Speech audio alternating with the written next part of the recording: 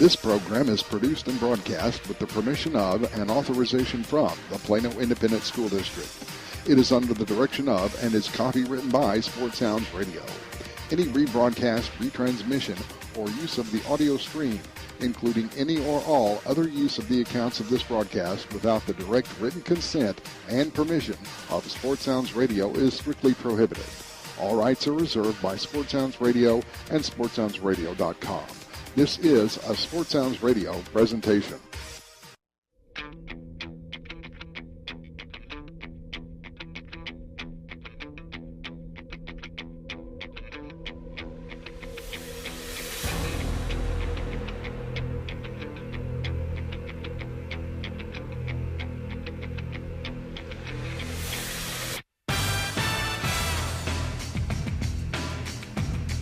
Full games.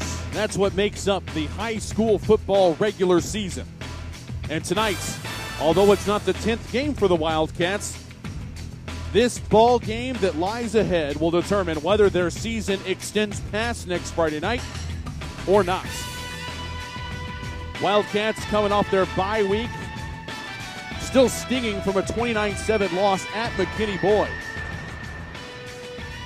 So as they come back home here to John Clark Stadium, there is a golden opportunity in front of them. In fact, every coach will tell you, more than anything else, you want to control your own destiny.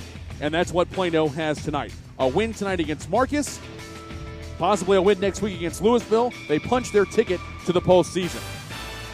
A loss tonight could greatly derail and, in fact, make it impossible for the Wildcats to get into postseason play. So as we are about to turn the calendar into November, it's when we say games really start counting for real.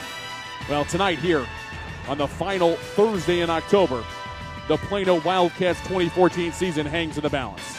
It's the Wildcats hosting the Marcus Marauders, and it's coming your way next here on KVCE.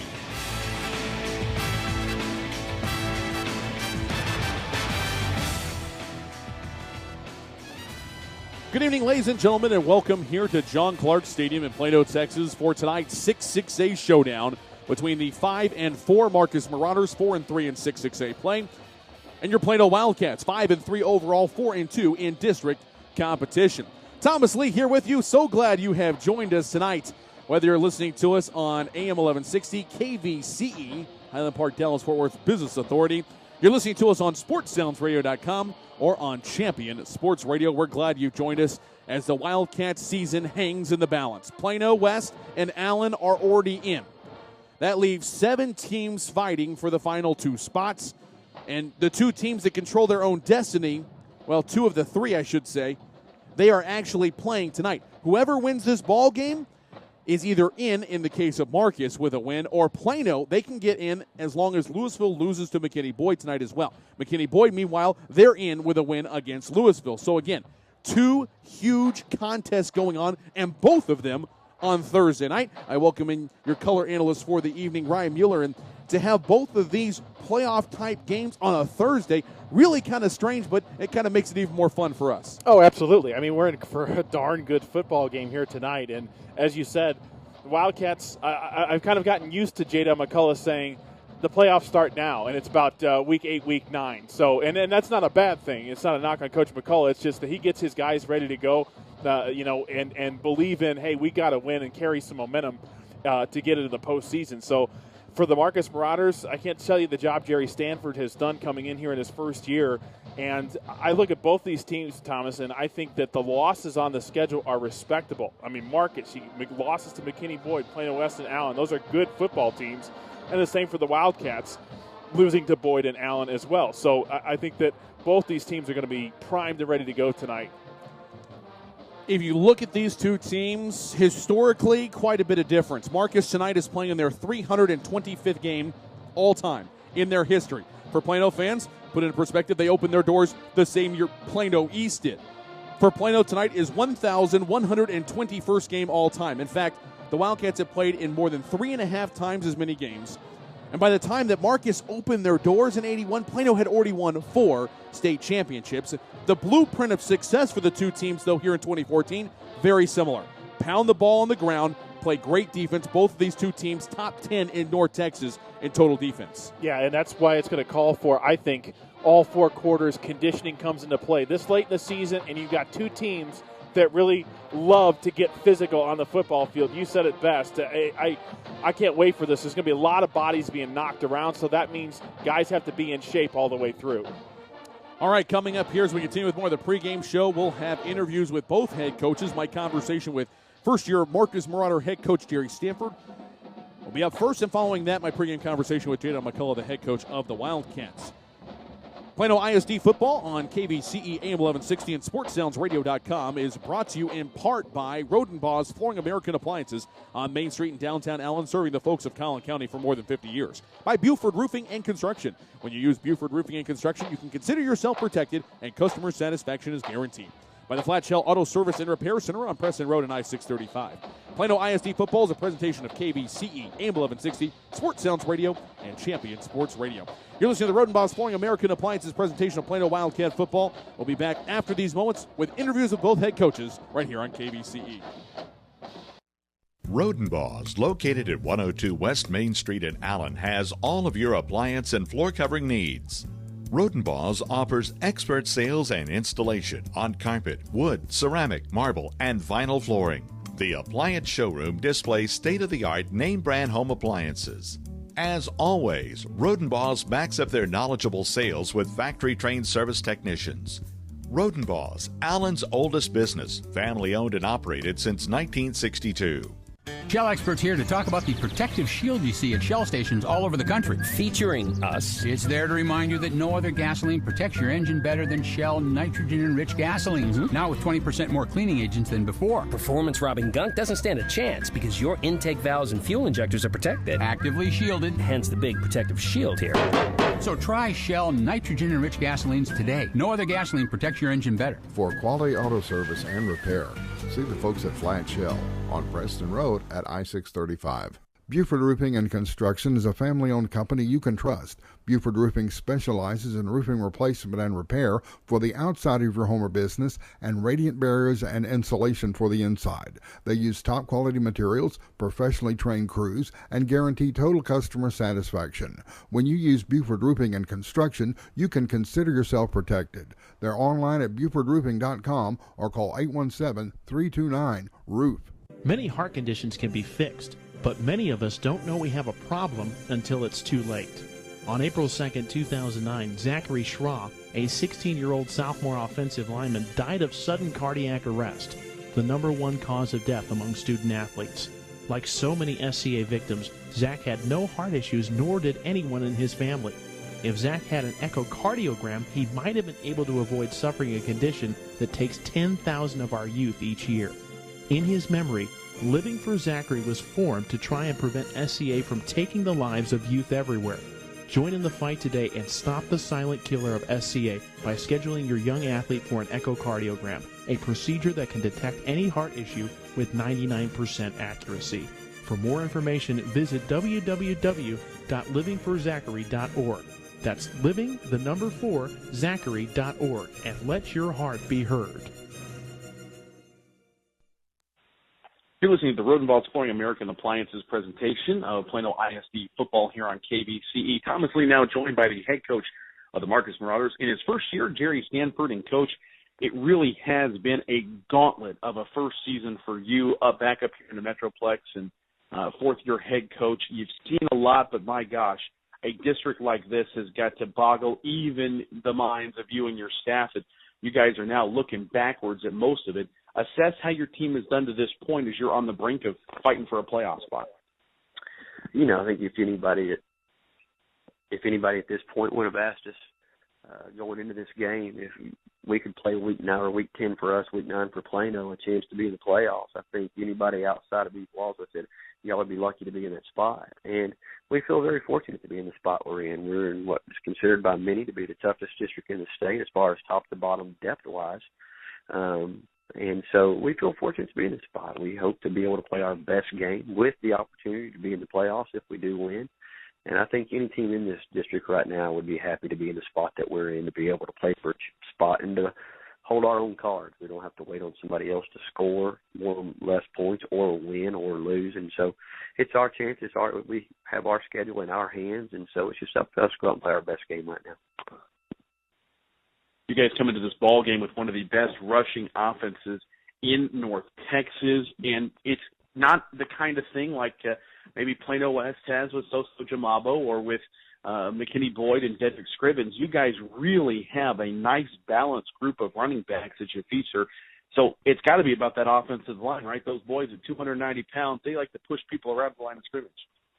Oh, yeah, there's no doubt. Our offensive line carries. We try to get all three of our backs are a little bit different in their own capacity, and we try to move those guys around as much as possible to what we see fit and what we're trying to gain at that point. But it really does come back to our offensive line controlling that line of scrimmage and giving us an opportunity to throw in, run the ball a little bit right there, and just they've done a great job all year long gelling together and having a great chemistry.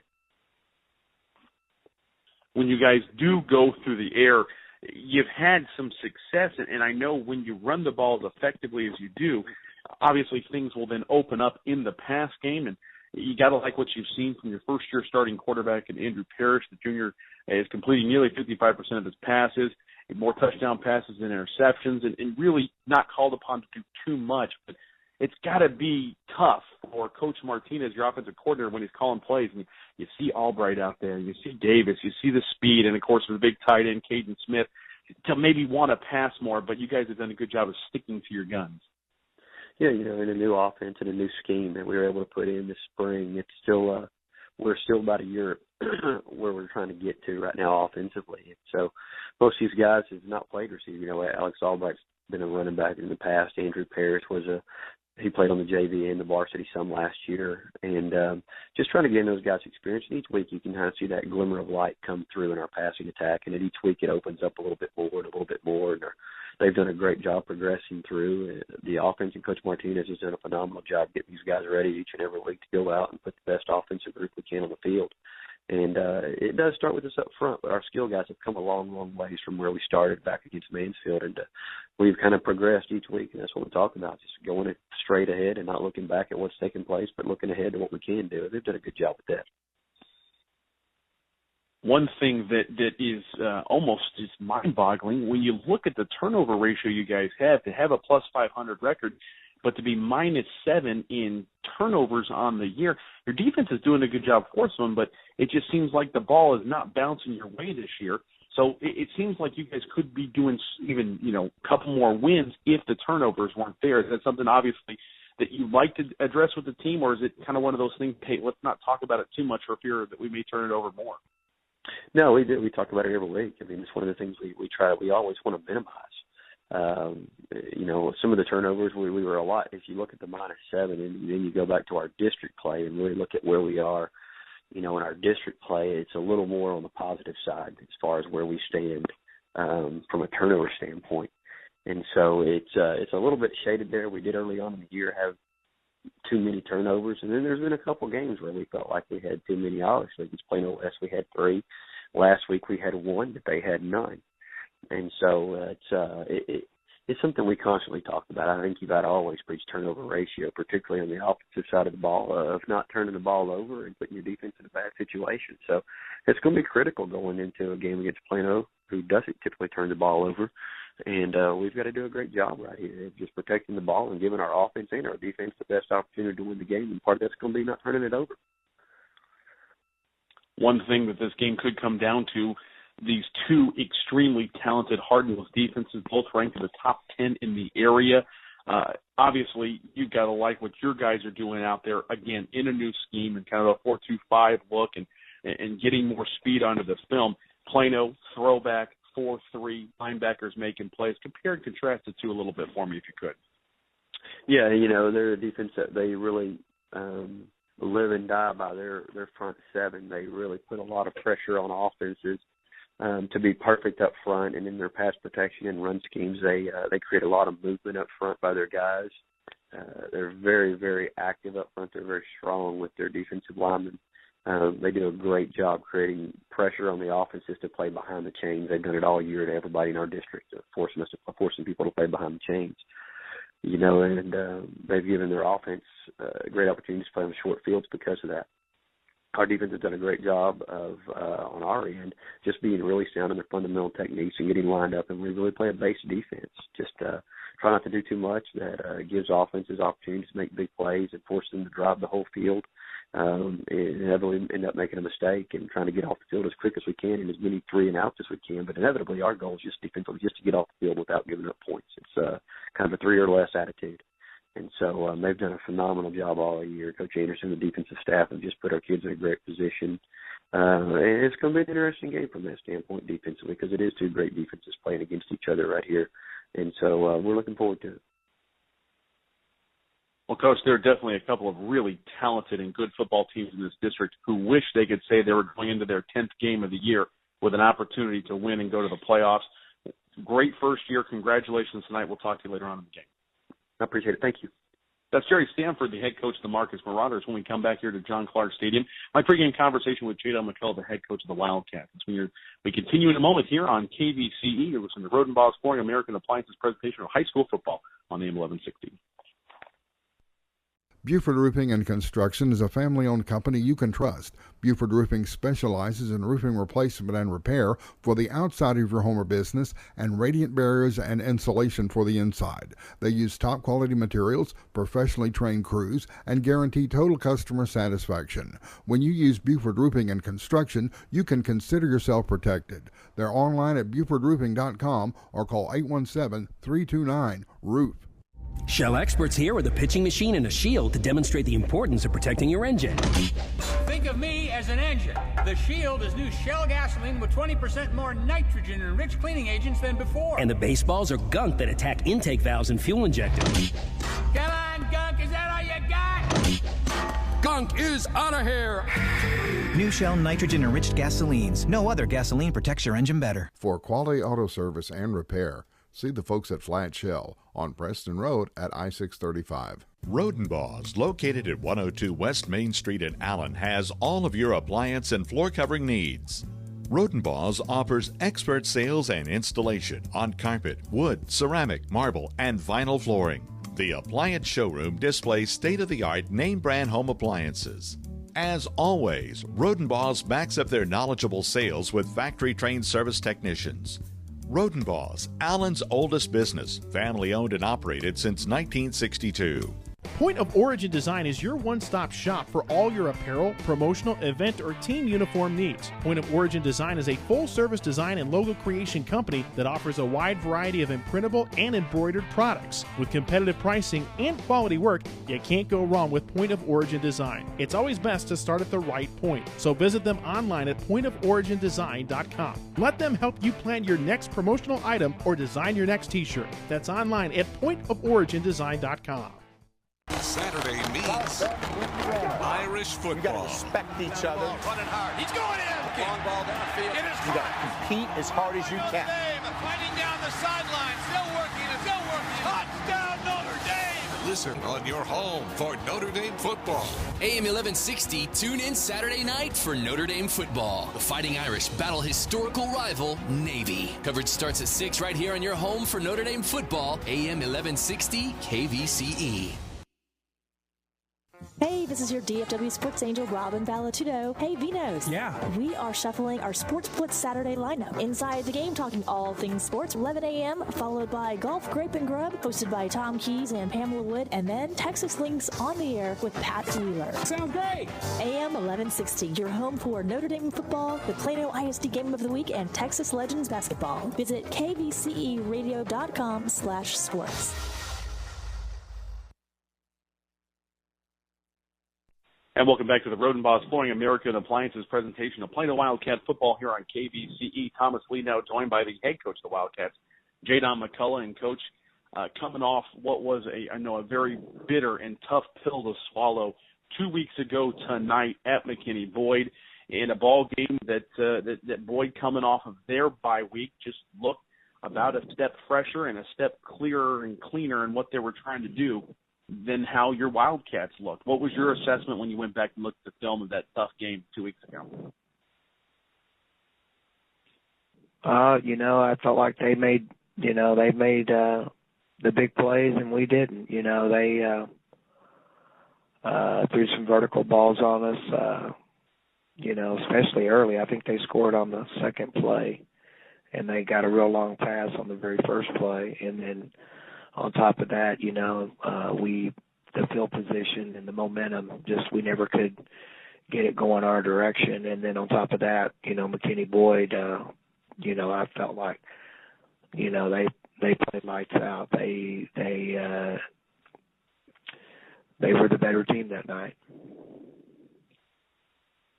I really loved the fact that your kids never gave up, even the final 30-second minute of the ball game or whatever, still doing everything they could. It's one of the things that I know I can speak for other Plano alums that we always are very, very impressed by is the intensity and the effort of which the Wildcats play. Win, lose, whatever, we always can be proud of the effort that they give. And I think having the bye week to maybe retool and refocus and more than anything else, get some guys a little bit of rest to go into this stretch run here in the last couple of games of the season. I think it's going to work out for you. How are you guys as a coaching staff approaching the final 2 weeks of the season?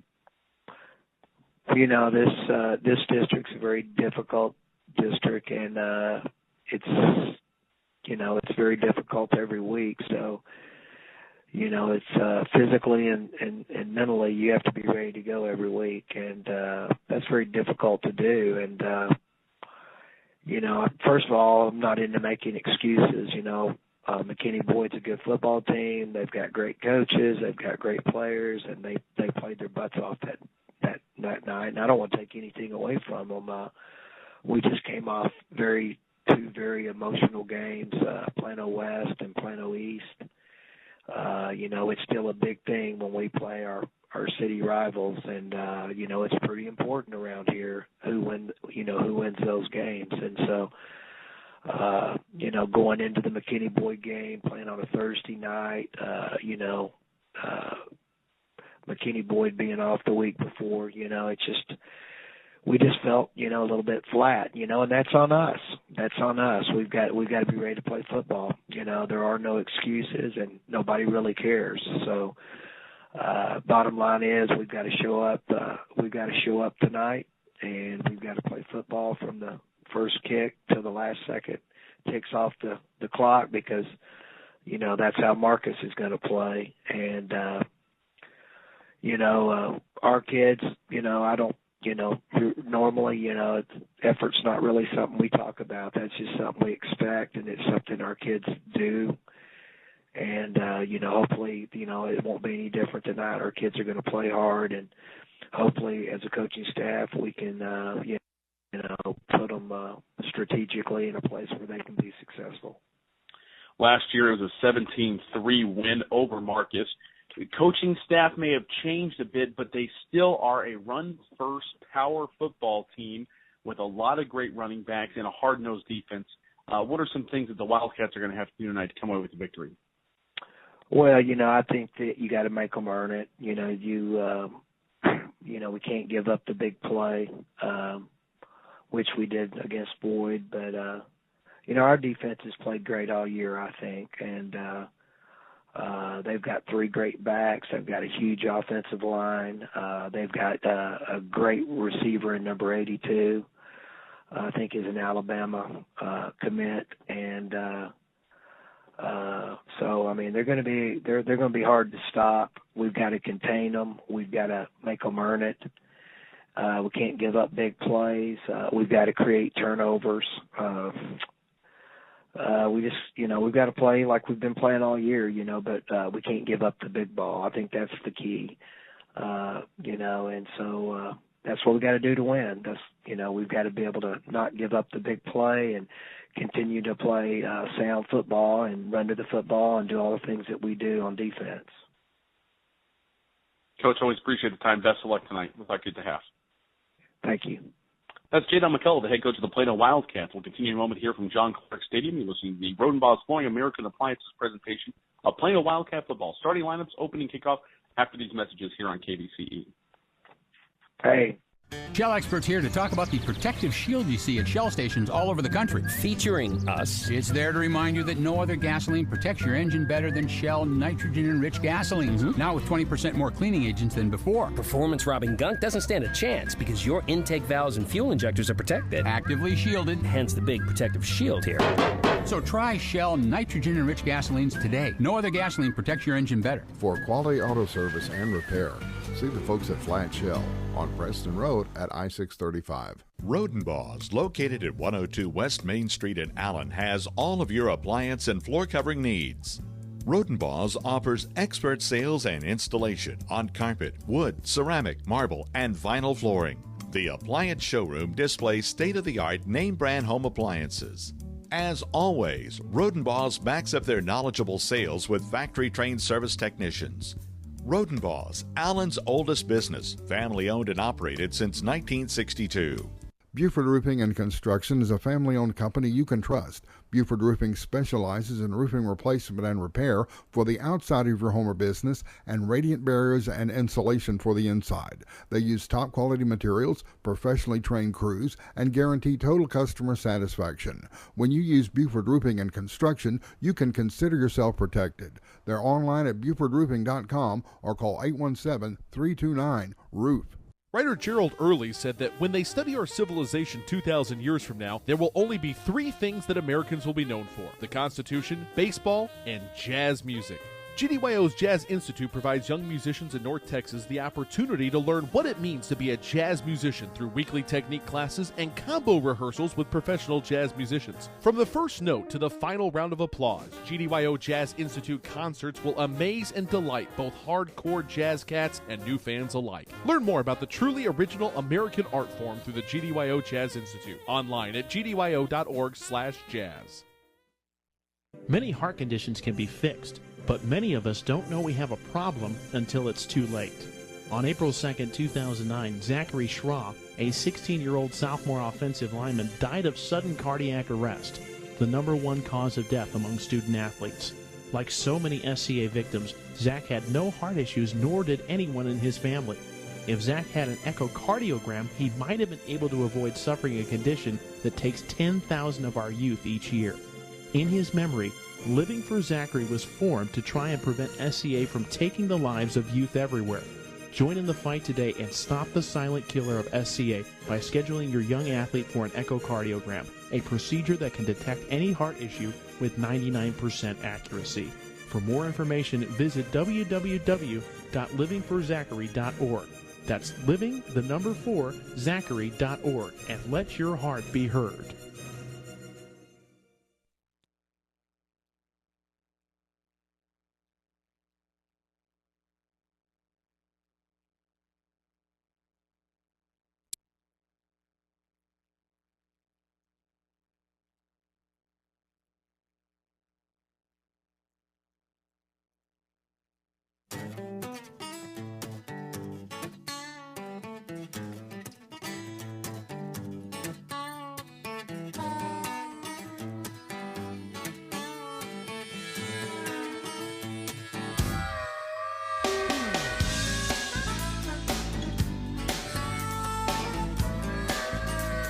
And welcome back here to John Clark Stadium. Thomas Lee, Ryan Bueller, Alex Sterling high atop the press box. Captains are out there for the coin toss, including Sam Tecklenburg, Parker Myers, Bo Hott, and Brooks Panhands, who I saw warming up before the ball game. We may get to see him again here tonight. Of course, he's been out since the John Tyler game with an injury. And hopefully we'll get to see him looking well very, very soon. We'll defer and we'll kick. If you didn't hear all of that, Plano won the toss, will defer and kick things off. We'll go down to the field right now and check in with Cameron Brock for a look at what's going on at the field level. Cameron, good evening. Good evening. A lot on the line tonight, but also a lot in favor of the Wildcats. As we mentioned earlier, the Wildcats are coming off their bye week. Meanwhile, the Marauders playing for the 10th consecutive week. Their bye week is next week, the last week of the regular season. If that is not enough, it's senior night for Plano. Lots of emotions and motivation for the Wildcats We'll see if they can take advantage like McKinney Boyd did 2 weeks ago. Thank you, Cameron. Look forward to hearing more from you throughout the contest. We'll step aside for a break. When we come back, we will have the starting lineups and our opening kickoff. This is it, folks. This one is for all the Tostitos. That's right, a trip to the playoffs on the line. We'll be back with the kickoff right after these messages on KVCE. Rodenbaugh's, located at 102 West Main Street in Allen, has all of your appliance and floor covering needs. Rodenbaugh's offers expert sales and installation on carpet, wood, ceramic, marble, and vinyl flooring. The appliance showroom displays state-of-the-art name-brand home appliances. As always, Rodenbaugh's backs up their knowledgeable sales with factory-trained service technicians. Rodenbaugh's, Allen's oldest business, family-owned and operated since 1962.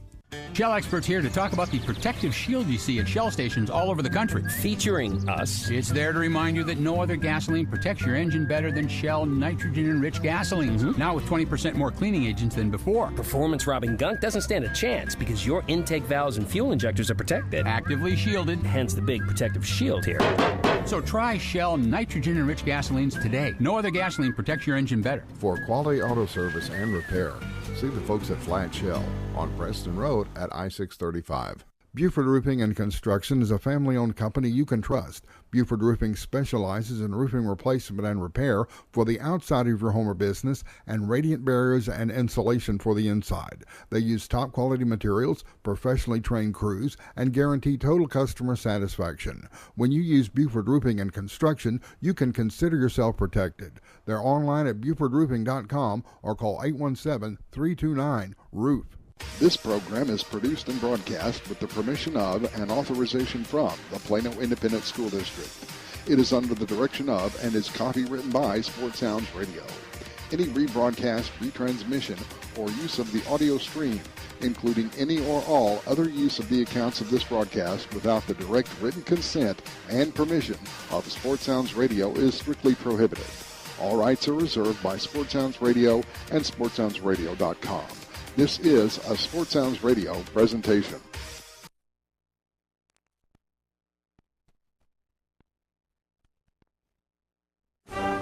Hoorah, veterans! On your feet! Kilroy's Conversation is a show dedicated to you, the veteran. Kilroy's Conversation will tackle subjects such as VA benefits, veteran employment and career building opportunities, home buying services, and other veteran-related topics that directly affect you and your family. So join me, veteran Andrew White, and the rest of Team Kilroy's every Sunday. Hoorah! Tune in to Kilroy's Conversation every Sunday afternoon at 1 p.m. right here on AM 1160 KVCE. Tune in Wednesday evenings at 5 for KVCE's Believers in Business Bar Talk with the local family man and Texas Board Certified Personal Injury Trial Lawyer, Brad Parker, the attorney you hope you never need. This is the hour to get informed and get educated about your legal rights and your 7th Amendment right to a civil justice system when you or a loved one have been seriously injured. That's Bar Talk with Brad Parker. Wednesdays at 5 on KVCE AM 1160 and online at kvceradio.com. Brought to you by the Parker Law Firm.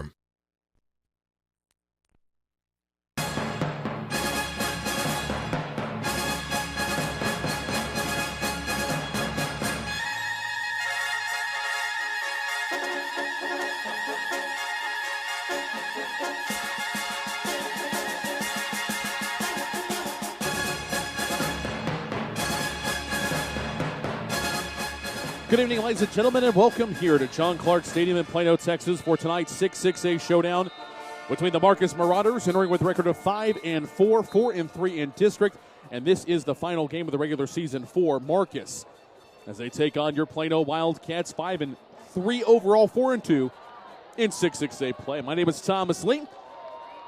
Well, thank you for listening tonight, whether you're listening to us on AM 1160, KVCE, Highland Park, Dallas-Fort Worth's Business Authority, or on SportsSoundsRadio.com or Champion Sports Radio. We appreciate you tuning in. Joined tonight by Ryan Mueller, your color analyst, Dr. Alex Sterling alongside as well, statistician extraordinaire, and additional analysis here in the booth. Down on the field, Cameron Brock. And so is Jordan Christensen, ready to kick this thing off from left to right here to begin the ball game, and we are underway. High and short down to the 15, taking angling to the right to the 20, to the 25, now cuts right down the middle of the field and up in it across the 30 and down to the 35-yard line. That is a nice return there for the Marauders from Adam Winston. And here comes the Marcus offense, led out onto the field by Andrew Parrish, the 5'10", 172-pound junior, 30th in North Texas in passing. Nearly 1,100 yards on the year, 6 touchdowns, 5 interceptions. We joined in the backfield by Nate Hopkins. The junior running back is 20th in the area in rushing, 923 yards on the season, 7 touchdowns. We'll also see a lot of C.J. Respass, 5'9", 187-pound junior, and Jared Mack, the 5'10", 177-pound senior. Three-headed monster at running back for Jerry Stanford and the Marauders. Shotgun set for Parrish. Hopkins to his left, back to pass. Ball slips out from behind, and it's loose on the ground. And the Wildcats have recovered! Unbelievable. Bibahani gets in there and falls on the ball that just slips out of the grasp of Parrish in a shotgun set. Yeah, he dropped back to pass, and it was tough for Parrish because it slipped out of his hand. And then when he pounced on the football, he kind of brought it back up by his helmet, and then that's when you saw Bibahani. You have to be ready for anything in this game, and Bibahani had his eyes right on the football, and he corralled it. Here's Plano with the football. Wildcats have it 1st and 10 now at the Marauder 22. Ball near the right hash. Pistol set, and that is Brooke Panhands. He is back, and he's going to take it on a sweep to the left. He's got some blocking, turns the corner to the 15, inside the 10. And is knocked out at the 9-yard line. 13-yard run of the first carry for Brooks Panhands since the John Tyler game in week 1. Plano, 1 run, 1 first down, brought to you by Rodenbaugh's Flooring America and Appliances. It's now 1st and goal for the Wildcats at the 10-yard line. Brandon Stevens in the backfield along with the senior Panhands. Stevens, a junior, 12th in the area in rushing, 10th in scoring. He's the deep back. Tomas Venegas offset to the right. They're going to run option right. Panhands keeps it down, spun down inside the 5 and down to the 4. 6-yard run for Panhands. Before he is brought down, and I love the option look for the Wildcats back in play with Panhands back under center. Matt Kirchner, 6'3", 195-pound senior receiver, joined by Parker Myers, 5'7", 163-pound senior as well. Sam Tecklenburg, the tight end, 6'4", 250-pound senior, headed to Baylor.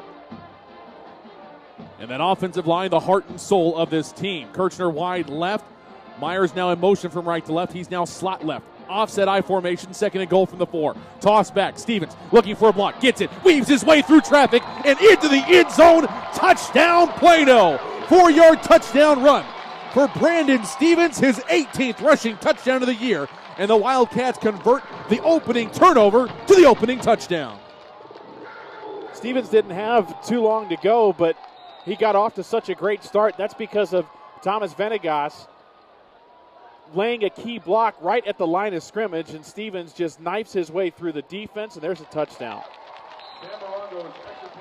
Samarongo on to attempt the extra point. Good snap by Bo. Hot hold by Kirchner. Orongo is true. Now 6 of 7 on the year in PAT situations. We played 66 seconds, and the Wildcats have a 7-0 lead over Marcus in what is basically a playoff ball game for both teams. 10:54 left to go first quarter. Plano 7, Marcus nothing. You listen to the Rodenbaugh's Flooring American Appliances presentation of Wildcat football.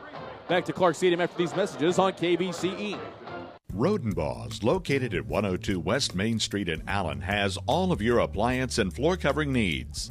Rodenbaugh's offers expert sales and installation on carpet, wood, ceramic, marble, and vinyl flooring. The appliance showroom displays state-of-the-art name-brand home appliances. As always, Rodenbaugh's backs up their knowledgeable sales with factory-trained service technicians. Rodenbaugh's, Allen's oldest business, family-owned and operated since 1962.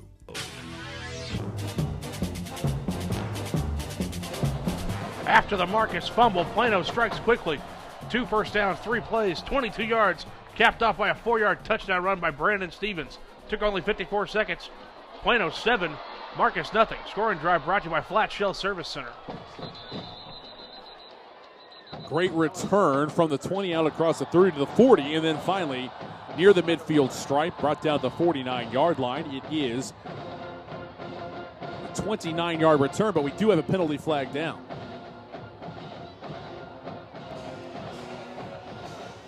Holding on the receiving team. 10-yard penalty from the spot of the foul. First down. So that will negate the great return for the Marauders, and we can complete the offensive starting group for Marcus. Got to Parrish and all the backs. Michael Davis, one wide receiver, 6'1", 172-pound junior. Bryce Kubas is in the slot, 5'10", 177 pounds, a senior. Leads the team in touchdown catches with 3. Alex Albright is a standout junior, returning starter.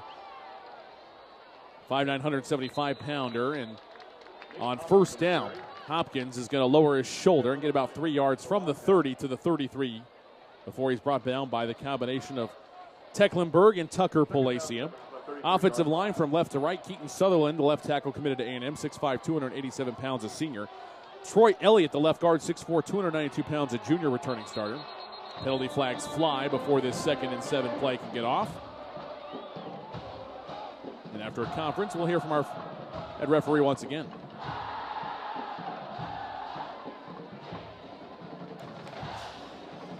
False start. Offense, number 53. 5-yard penalty. Remains 2nd down. That's our referee, Miles McCord. Eric Ames is the umpire. Tom Troutman, the line judge. Stephen Ray, the head linesman. The back judge is Sheldon Davis, part of the Dallas Football Officials Association. 2nd down and 12. Back to pass. Parrish steps up, fires deep down the right side. Has a man, and it's about 3 steps too far as the pass was intended for the streaking tight end, Caden Smith, 6'5", 243-pound junior. 3-year starter as a junior. He's got offers from all the major programs around the country. 4-star prospect for the Marauders, and he'll have another year for Jerry Stanford.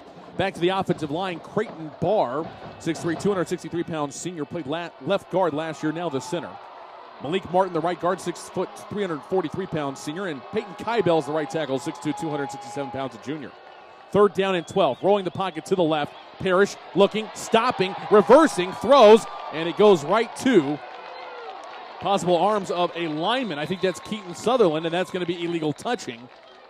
If not, actually, that's the only flag down. So probably an illegal touching, and things going very well for the Wildcats here in the first 2+ minutes of this contest.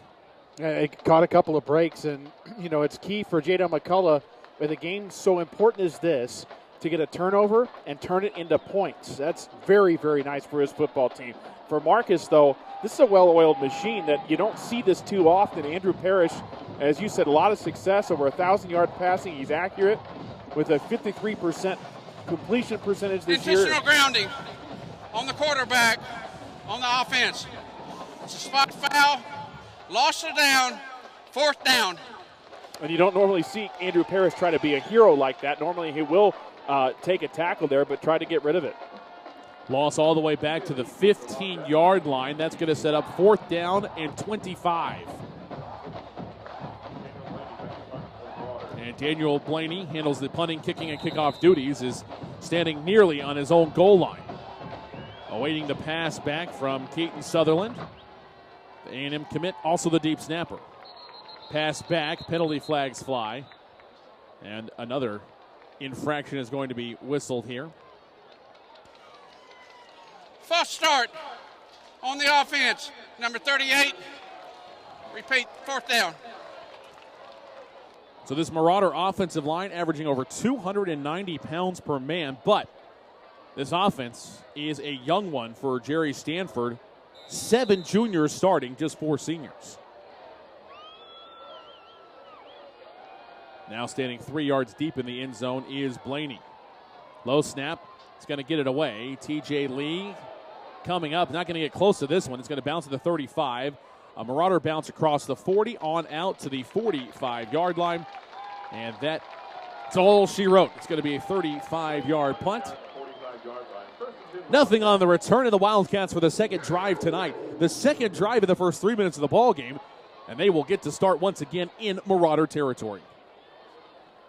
And my key tonight, Thomas, for the Wildcats is to control the clock. With Panhand's back in there at quarterback, they're going to run even more so, and that calls for them to get good gainers on first and second down. They got to do that tonight.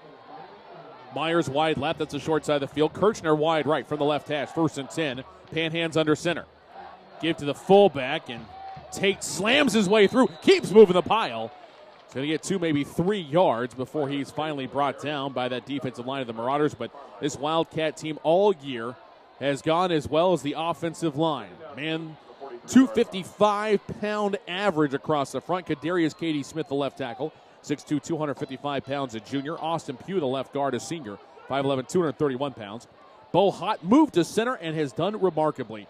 Verbal commit to Oregon State, 6'3", 282 pounds, senior, 3-year starter. Ben White, the right guard, 6'2", 245 pounds, a senior. And Isaiah Williams, the right tackle, 6'1", 257-pound junior. After a 2-yard gain, 2nd down and 8 at the Marauder 43. Snap back. Stevens tries to turn the corner, and it's going to be slowed down. What a great play there. And that is Cade Irwin making his first appearance of the ball game, the son of the former Marcus head coach Brian Irwin. Multiple-year starter, verbally committed to North Texas, and the 5'10", 180-pound senior really set the edge and forced a play of -2 yards for Brandon Stevens. It's going to set up 3rd and 10. Yeah, Venegas had a great block on that touchdown for Stevens. That time called on again, but there's just too much manpower in front of him. And Marcus with a big stop. 3rd down and 10 for Plano at the Marcus 45. Shotgun snap back. Panhand steps, fires, right side, caught right at the sticks, right at the line to gain. And hauling in the pass for the Plano Wildcats, and a nice stop route on the outside is Carson Williams, the 5'11", 155-pound sophomore. It's going to go for the 10 yards they needed, and a 1st down for the Wildcats, brought to you by Buford Roofing and Construction. Marauders playing with a 4-2-5 defensive alignment this year. Jonathan Bodie, the left end, a junior. The right end, Andrew Fitzgerald, newcomer of the year in 5-5A last year. As it's an inside handoff, again, Tate fighting forward.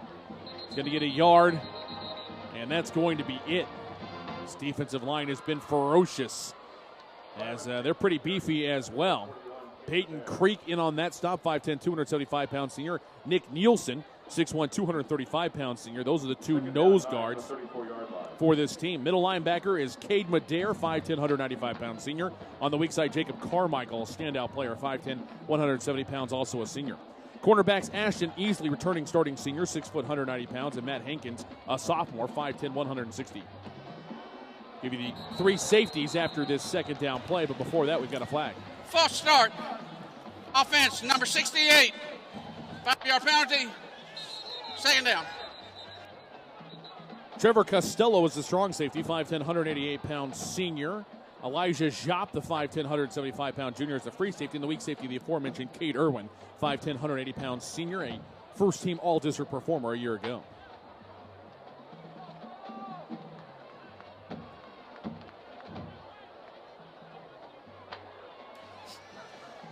Reset the game clock to 7:09. 7:09, and it will start on my ready.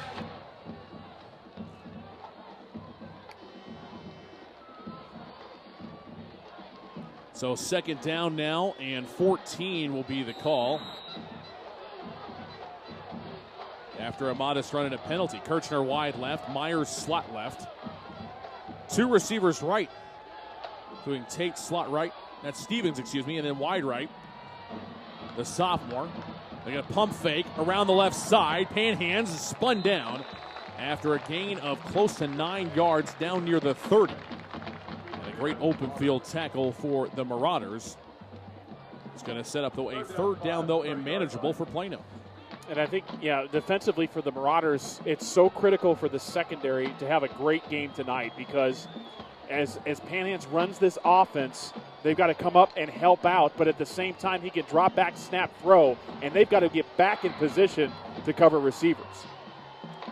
3rd down and 5 for the Wildcats on the Marauder 31-yard line from the left hash. Play action fake. Panhands sets up a screen left side. Stevens with a catch, runs through a tackle, tiptoes down the sideline. No, he did step out. Oh my goodness. He was going to be untouched for 15 yards at least. But Stevens forced out by a heads-up play by the big defensive tackle, Peyton Creek. It's going to set up 4th down and a couple as the screen for Stevens goes for 3. And Bo Hott, the center for Plano, was just running for his life, trying to get a block for his man, and that's this great play, as you said, by Peyton Creek, just to try to get inside and disrupt Brandon Stevens enough to force him out of bounds. Timeout on the field, and we will take it with them. 6:09 left to go.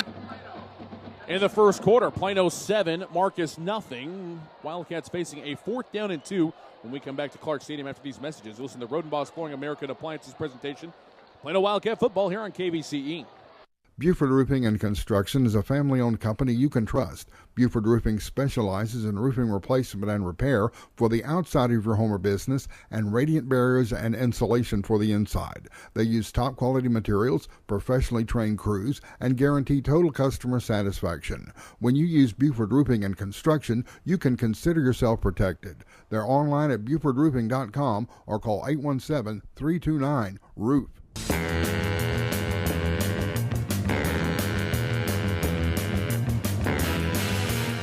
6:09 left to go here, first quarter. Plano with a 7-0 lead. The offense coming back out after the timeout. It's a 4th down and 2 from the Marcus 27. They've got to get inside that 25. Panhands goes wide left. It's going to be a Wildcat formation. Myers wide right. Under center is Stevens. 4th down and 2. They go option right. Turns a quarter, 1st down and more. Inside the 20. Finally brought down inside the 15, all the way down to the 10-yard line. Then the ball might have come loose. And it looks like Stevens was able to get back on top of it as the QB sweep to the right is a big play for the Wildcats for 17 yards. But Stevens is writhing in pain now down on the field. His helmet was popped off on the play. In fact, Tecklenburg holding it now.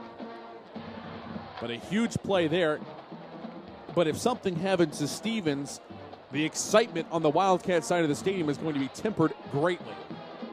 Oh, there's no doubt about it. I mean, he is the bread and butter of this offense, and he has been that way the whole season.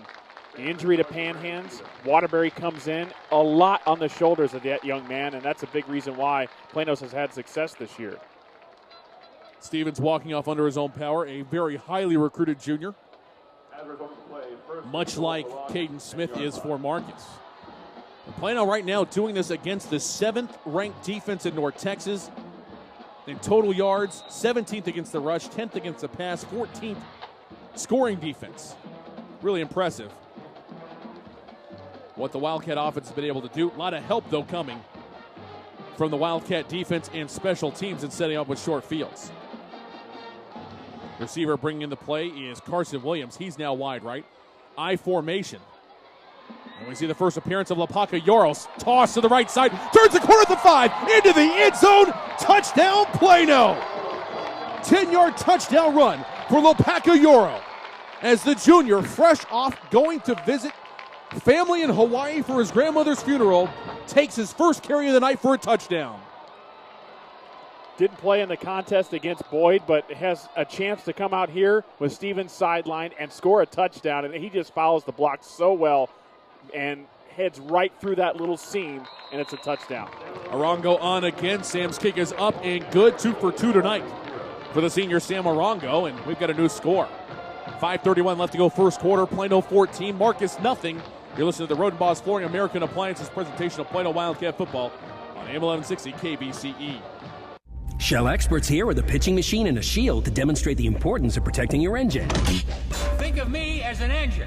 The Shield is new Shell gasoline with 20% more nitrogen and rich cleaning agents than before. And the baseballs are gunk that attack intake valves and fuel injectors.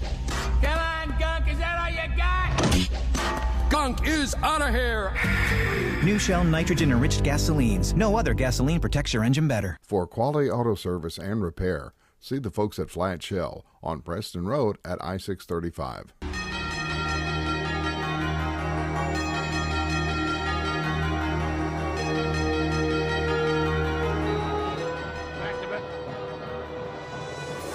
Back-to-back touchdown drives for Plano. This time, Lopaka gets it on the punt.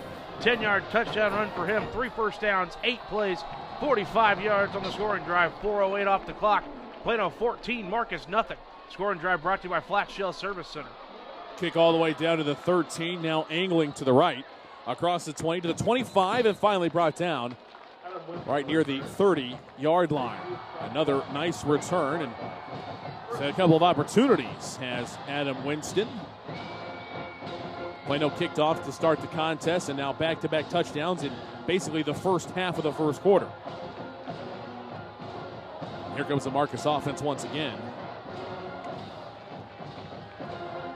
Again, this is the final game of the year for the Marauders. They have to win this one to have any shot at postseason play. And if they do win, they're in. 2 receivers left, 1 to the right. Handoff, sweeping around the right side. And Hopkins is chopped down. Nate, of course, the younger brother of Stephon Hopkins, who played for Marcus and Brian Irwin and played for the University of Michigan. So he's got tremendous genes and a great heritage to live up to as a Marcus running back. Shotgun snap back to Parrish. Another handoff. Hopkins straight up the middle, and he is submarine quickly. And a great combination there of Brandon Wall, Connor Welch to bring down Hopkins after a modest gain. It's going to be 3rd down and 6. And a great play, too. I mean, explosive off the ball, those two, and that is what it will take for the Wildcats. They've got to stop the heavy back in his tracks. 3rd down and 6 for Marcus. Play action fake. Parrish to the air, fires, and it's over the outstretched fingertips of Caden Smith. He was double covered on the play. Inside by the linebacker, Ja'Cory Sanders, and outside by the cornerback, Aaron Regas. I think that Clint Stewart and the defensive staff for the Wildcats know that when they go to the air, there's one guy you got to cover, and that's big tight end Caden Smith. Yeah, Coach McCullough talked about it in the pregame interview. He said, hey, this is a guy I've got to pay attention to. He's a tremendous talent, and he's a big guy, and surrounded by 2 defenders, as he should be all game. Good pass back to Blaney. Almost blocked. Up under it is Lee. Makes a man miss at the 40 and then doesn't get much more than that. But my goodness. Colton Pusateri almost blocked. It ends up being a 28-yard punt, and with 4:15 left to go here in the first quarter, Wildcats will get the ball back. With a 14-0 lead, we go down to the field and check in with Cameron. Marcus defensive coordinator Carl Anderson was extremely vocal after his defense was unable to stop the Wildcat offense on 4th and short. He wants his defense to communicate when they see certain formations on the opposing offense. Great insight, great report, Cameron. Thank you. 1st and 10 Plano on their own 41. Worst starting field position tonight for the Wildcats. Their own 41-yard line. Pan hands and a pistol set. Snap is back. They roll the pocket right. Stops. Fires. Deep down the middle. He's got Kirchner, and he hauls it in over the shoulder. Fantastic coverage downfield, but it didn't matter as Cameron Hupford was step for step with Kirchner.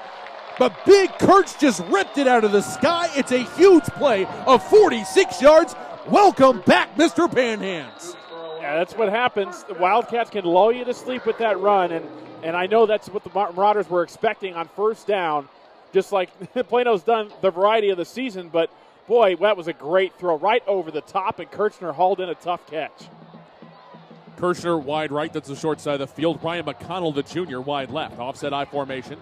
Handoff, fullback, trap, left side, and Tate gets down to the 10-yard line. Gain of 3.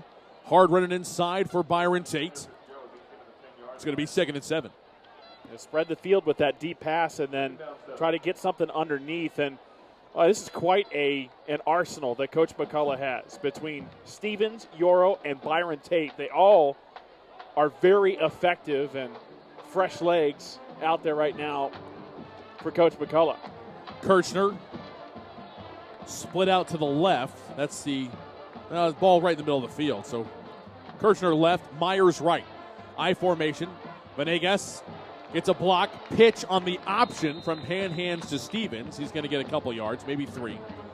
Gets down inside the 10. And it's going to be marked out at the 7.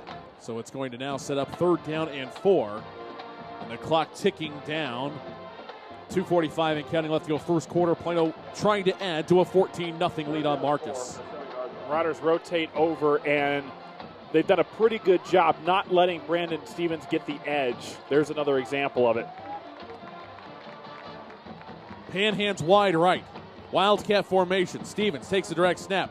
Looks to follow some blocking. Cuts through the middle. All the way in! My goodness, he stopped and restarted 2 different times.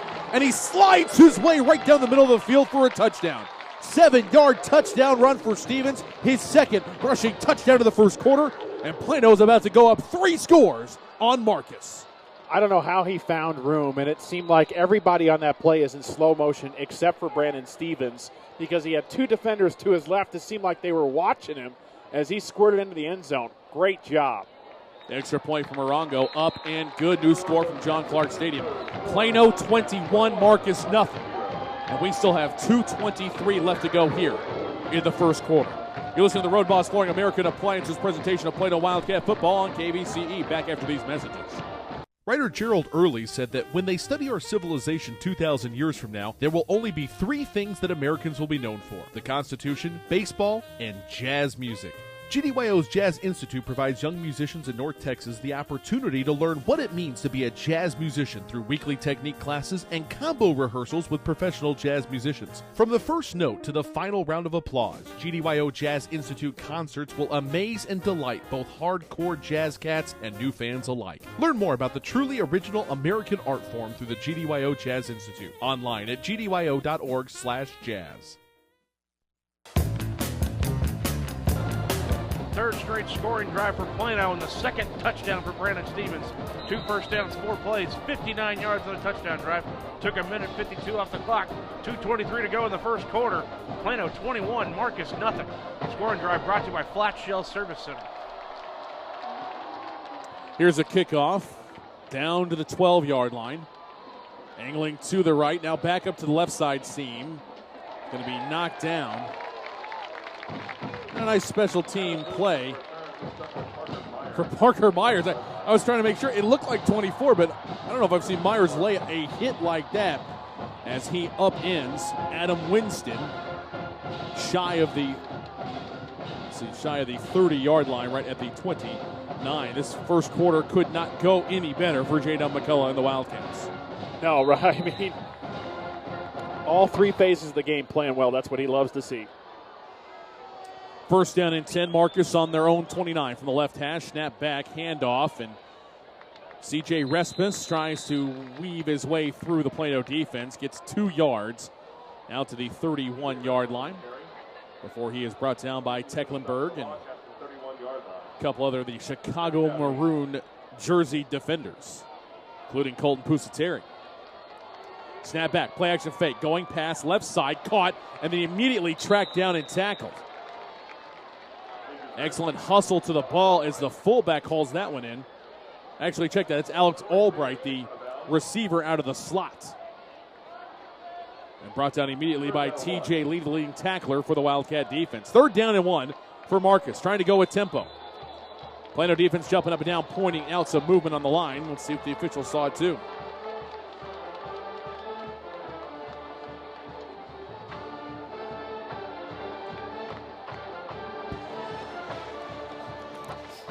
Illegal snap on the center. Be 5-yard penalty. 3rd down. Defense has played so well. I don't even know if I've given the starting lineup for the Wildcat defenders as they've been on the field, for now just 9 plays. Already the 5th penalty, though, on Marcus. Snap back, 2 receivers left, 1 to the right. Flushed out, Parrish rolling. Tecklenburg chasing. Throws across his body and finds a man at the 45, falls forward, and it's a first down catch for the running back C.J. Respis. As he hauls it in and moves it 15 yards. First Marcus first down of the night. Great awareness, too, by Parrish.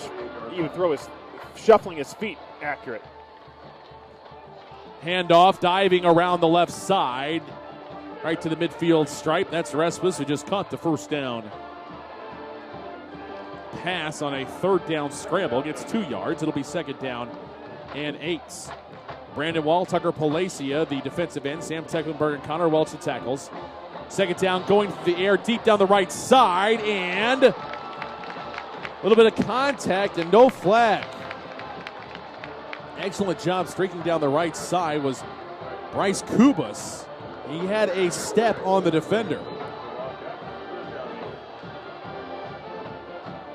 But it looks like that Regis was able to get back there and prevent a touchdown catch. Regis has another gear, Thomas, and we saw it right there. Kind of floated down the sideline and then really turned it on to disrupt that pass. One receiver left, one to the right, one in motion. Handoff off the left side. Big hole. First down and more. Inside the 40 and finally knocked off his feet at the 35-yard line. Respis took it following behind the block of Ryan Friedewald. Goes for 15 yards on the counter back to the left. And it's a first down for Marcus. Running with tempo. Now quickly snapping the ball on first down. Handoff through the middle. Knifing through, lunging over tacklers. Gets down to the 30-yard line. 5-yard gain. And about 40 seconds remain here in the first quarter. Two receivers right, one to the left. Second down and 5 from the Wildcat 30. Pass out right side. Caught. Runs through a tackle. No, was upended. Excuse me. As the pass is hauled in by Albright. Tackled by T.J. Lee. It's going to be enough for a first down to the Plano 21. Quickly to the line. Two receivers left, one to the right from the right hash. Shotgun set. Handoff. Oh, big hole off the right side to the 15. Is slowed up inside the 10 and finally knocked down at the 5. Respis coming through some great blocking by the offensive line. That's a 16-yard gainer. First and goal now from the 5 for the Marauder offense. Parrish. Shotgun snap back. Handoff again, weaving his way through, and Respis lowers the shoulder, moves the pile down to the 2-yard line for tackle by T.J. Lee. And that'll do it for the first quarter of play. What a frenzied pace the Marauders have going here at the end of the quarter, and their best production and their only first downs of the night coming from it. But is it too big of a hole to come back from? Plano 21, Marcus nothing. We head to the second quarter. After these messages, you're listening to the Rodenbaugh's Flooring American Appliances presentation. Plano Wildcat football here on KVCE. Point of Origin Design is your one-stop shop for all your apparel, promotional, event, or team uniform needs. Point of Origin Design is a full-service design and logo creation company that offers a wide variety of imprintable and embroidered products. With competitive pricing and quality work, you can't go wrong with Point of Origin Design. It's always best to start at the right point, so visit them online at pointoforigindesign.com. Let them help you plan your next promotional item or design your next t-shirt. That's online at pointoforigindesign.com.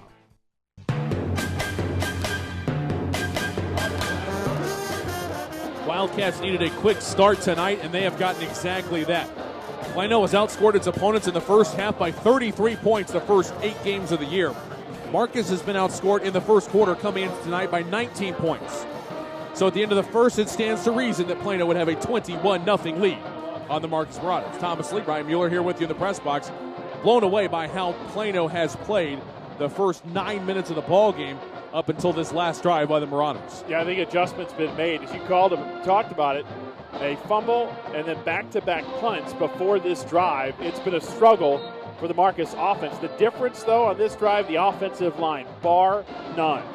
Those 5 guys up front are getting great push, and it's creating the lanes for Respis and guys, and even pass protection for Parrish. I think it's a different feel now for this O-line for Coach Stanford. Coming in, Marcus had fumbled 23 times, lost it 12. So the fumble on the opening snap, not out of the ordinary, as they are now at -8 on the season. So here we go. Second down and goal from the 2. Inside handoff into the end zone. Touchdown, Marcus. C.J. Respis takes it in from 2 yards out. His 6th rushing touchdown of the season, and the Marauders are finally on the scoreboard. He got some other key blocks there on that left side. Guys in front of him sliding over, just picking up a body, and that's what creates the space. And, boy, what a drive by Respis. Put the team on his back, and Marcus is on the scoreboard. Daniel Blaney running on. He's going to attempt the extra point. Good snap, good hold, heavy rush. But T.J. Lee could not come up with it, and that'll punctuate a great scoring drive for the Marauders. So Plano 21, Marcus 7 We played 3 seconds of the second quarter. We'll be back to John Clark Stadium after these messages. You're listening to the Road Boss Flooring American Appliances presentation, Plano Wildcat Football here on KVCE. Buford Roofing and Construction is a family-owned company you can trust. Buford Roofing specializes in roofing replacement and repair for the outside of your home or business and radiant barriers and insulation for the inside. They use top-quality materials, professionally trained crews, and guarantee total customer satisfaction. Roofing and Construction is a family-owned company you can trust. Buford Roofing specializes in roofing replacement and repair for the outside of your home or business and radiant barriers and insulation.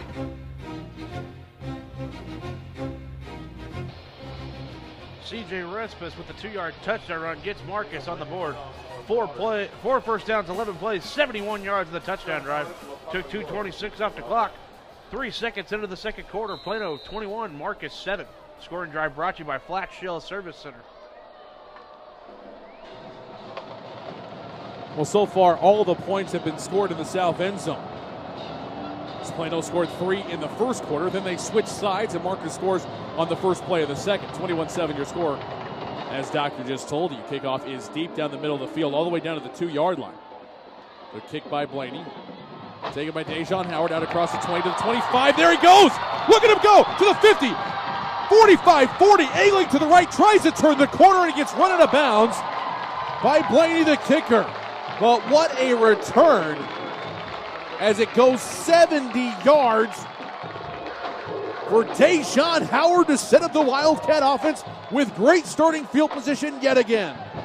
Patient when he needed to be, and then quick right after those C's parted. I mean, that was a thing of beauty from Dejon Howard. The gap just opened up, and he just hit it hard. He didn't hesitate whatsoever.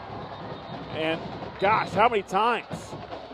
Twice on the Marcus side of the field, the Plano Wildcats have started their drive. Great field position tonight. Yeah, this makes the third time in 4 drives that they will start on the plus side of the 50. First and 10 at the Marcus 38. Kirchner wide left, that's the wide side of the field. Option left, Panhands keeps it, spins down inside the 25. Gate 3, maybe 4 yards on the play. And Austin Pugh had his helmet knocked off. He will have to come out for a play. As one of the backups, and it's going to be, I think, Peter Lowrish, the 6'2", 200-pound junior, is going to go in for Pugh for a play while he gets his hat refitted.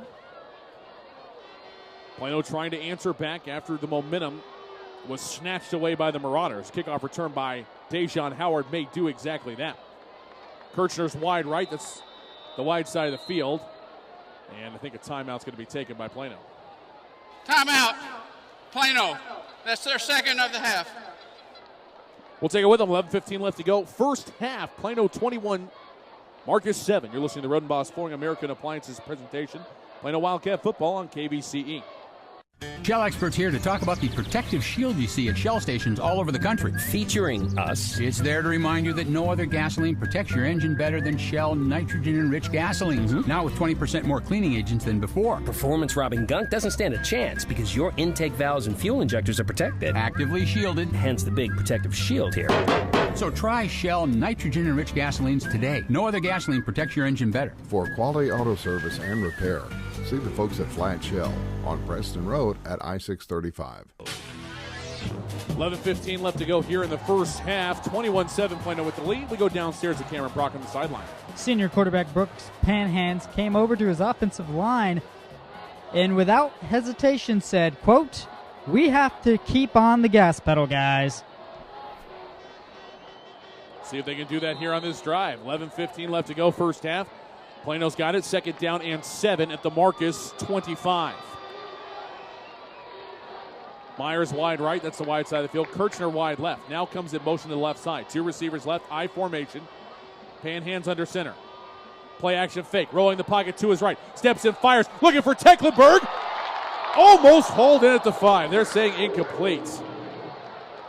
Shadowed very closely by Trevor Costello, the senior safety. Panhands looking for Big Tech down inside the 10. It's incomplete, brings up 3rd and 7. Costello just didn't make it easy for him. And as you said, just tight coverage there. And Tecklenburg had to twist his body around. When you contort that way, it's tough to make a grab. He had it until he almost about ready to hit the turf. Tough catch to make. Carson Williams brings in the play from the sideline for the Wildcats. He's going to split out wide to the right. That's the wide side of the field. Kirchner wide left. Lapaka Yoro slot right. So it's Williams wide right. Yoro slot right. Panhands. Handoff Stevens. Reverse back to Yoro. He's got a whole bunch of green in front of him to the 20. Takes on a tackler inside the 15. And is slammed down at the 13-yard line. What a play on the end-around reverse. Yoro takes it for 12 yards and a Plano first down. Great move, too, by Yoro. As soon as he got set on the line, the ball was snapped. He hesitated for a moment and then went after the reverse, and that's just perfect execution and power running from probably the smallest guy on the field. You give Kirchner, the left side of the offensive line, some credit to wall that off on the inside, using the momentum of the play to help as well. 2 receivers left, 2 to the right. 4 wide receivers spread look for the Wildcats. Panhands, shotgun snap back, design QB draw, up the middle to the 10, angling down the field into the end zone. Touchdown, Brooks Panhands. The Plano signal caller takes it in from 13 yards out on the ground. And the Wildcats stamp another one on the scoreboard. Such effectiveness from guys like Yoro Stevens and Byron Tate, but sometimes you forget about Brooks Panhands and how he can run, and got a shot right up the middle and just weaved his way into the end zone. Big time touchdown from the senior. Rongo's extra point is no good, so the score remains 27-7. Plano on top of Marcus, 10:27 left to go first half. This Wildcat offensive juggernaut cashes in their 4th drive for the 4th touchdown of the night. You listen to the Rodenbauer Flooring American Appliances presentation of Wildcat football on AM 1160 KVCE. Rodenbaugh's, located at 102 West Main Street in Allen, has all of your appliance and floor covering needs. Rodenbaugh's offers expert sales and installation on carpet, wood, ceramic, marble, and vinyl flooring. The appliance showroom displays state-of-the-art name-brand home appliances. As always, Rodenbaugh's backs up their knowledgeable sales with factory-trained service technicians. Rodenbaugh's, Allen's oldest business, family-owned and operated since 1962.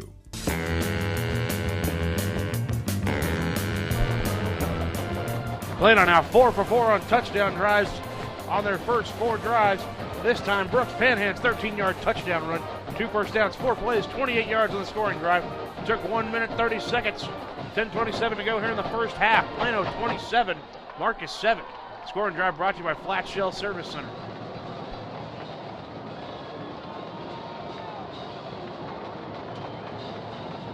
Wildcats will be kicking off from right to left after the first touchdown of the night scored in the north end zone.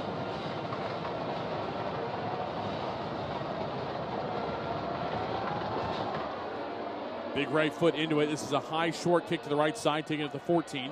Angling right now to the 20, to the 25. Tries to turn the corner. Has some blockers in front of him. Penalty flag comes flying in, and then finally leveled is the returner, Adam Winston. He is going to be marked down at the 48 in Plano territory, but once again, we got some laundry to sort out on the field for this officiating crew.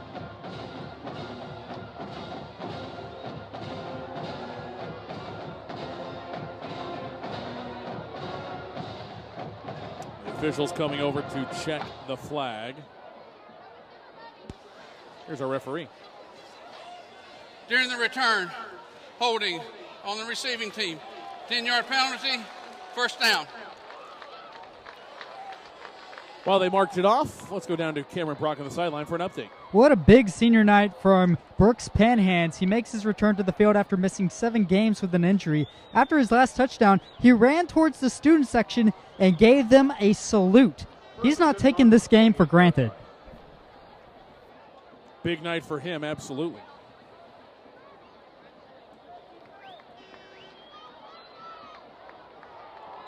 First down and 10, Marcus. The penalty moves them back to the 28-yard line, deep in their territory. Handoff around the left side. Nice open field tackle by Bibahani. There was absolutely nowhere to go for Respis. So he is brought down. It's going to be a loss of a yard on the play instead of second down and 11.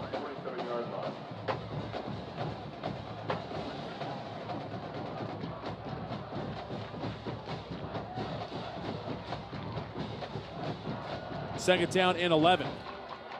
Snap back, handoff, right up the gut. Some nice running room. Be behind, he finally brings it down. Respis just shy of the 35. It's going to be gain of 7.5 yards. It's going to set up third down and 3 for the Marcus Marauders.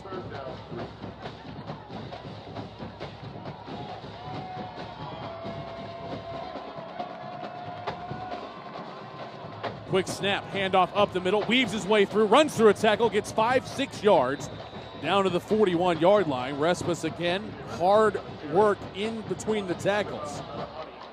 Brought down by Ja'Cory Sanders and Tecklenburg. It'll be a first down for Marcus at their own 41. Going no huddle. Play fake on the end round, fake to the handoff, going to the air. Parrish deep down the left side, and it's going to be incomplete. Going up top again for Caden Smith. This time the combination of the linebackers forced the pass to be incomplete. Colson Pusateri and Jason Lee in on the coverage.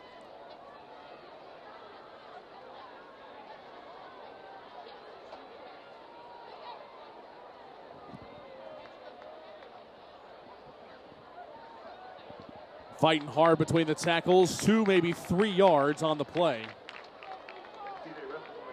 before Respis is brought down, and it's going to set up third down and 7 now.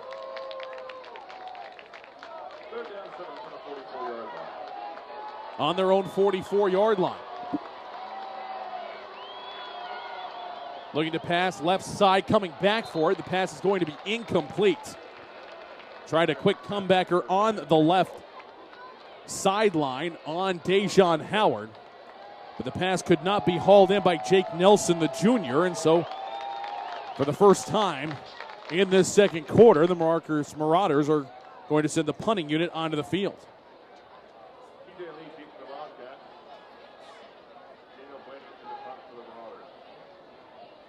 For the Plano Wildcats, and they definitely got some pressure on the quarterback on that drive to disrupt the game plan for the Marcus Marauders. Pass back, and Blaney will get this one away down inside the 30 and down to the 26-yard line. Lee makes a fair catch, and that's where the Wildcats will take over. 8:29 left to go here in the first half. After a 30-yard punt, nothing on the return. Plano takes over first and 10 on their own 26-yard line, leading it 27-7. And for Plano, it's let's not change our game plan. Let's keep going. As Doctor mentioned it, 4 drives, 4 touchdowns. This team is like a well-oiled machine. The offensive line is playing very well, and it's been a welcome back party for Brooks Panhands, guiding this team down the field.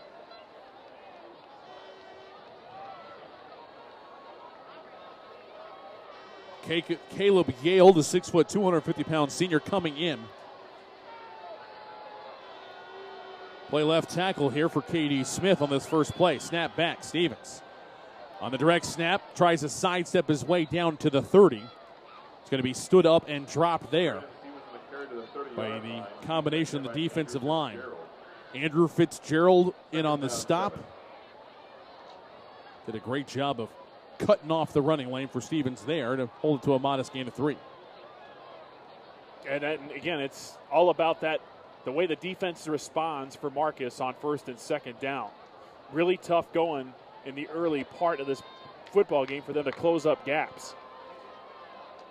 Kirchner wide right, slot right is McConnell. Stevens all alone wide left. Handoff inside. Oh, it's a fumble, and Panhand's able to pounce back on top of it. Tried to get the handoff to Yarrow, and the ball drops down. It's going to be no gain on the play. It'll be third down, actually a loss of 2. It'll be third down and 9.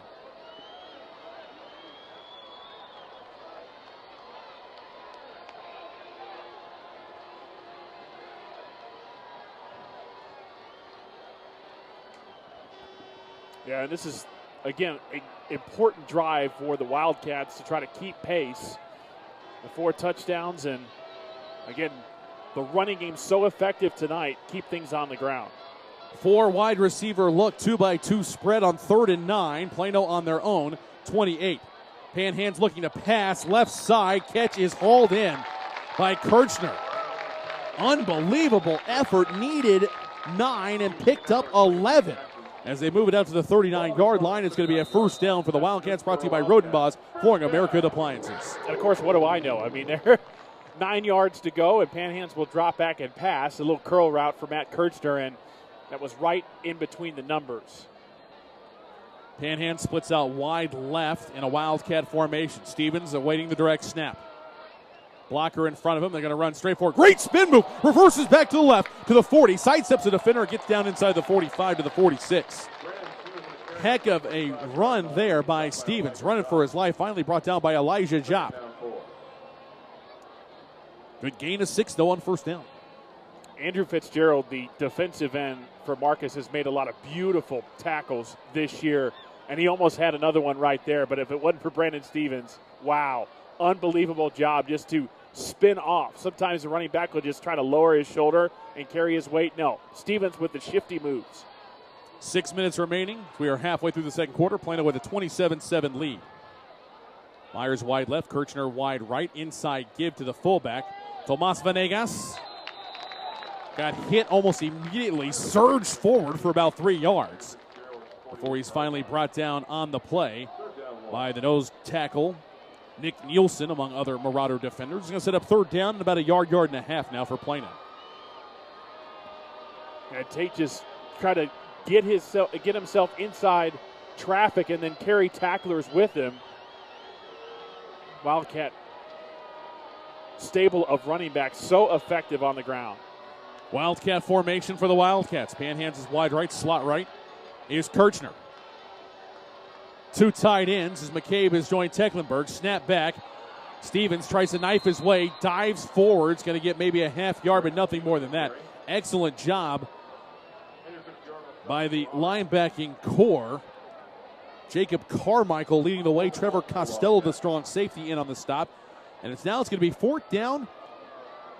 Oh, actually, they gave him no gain on that play. They need a full yard and a half to pick up the first down, and I think Coach is going to sit on the punting unit. Definitely thought about it, though. I saw some chatter down on the sideline between Coach McCullough and his staff, and your defense has played remarkably well. You're up 27-7. I think you avoid disaster. Just go ahead and punt the thing away and rely on your defense, which, like I said, has played so well.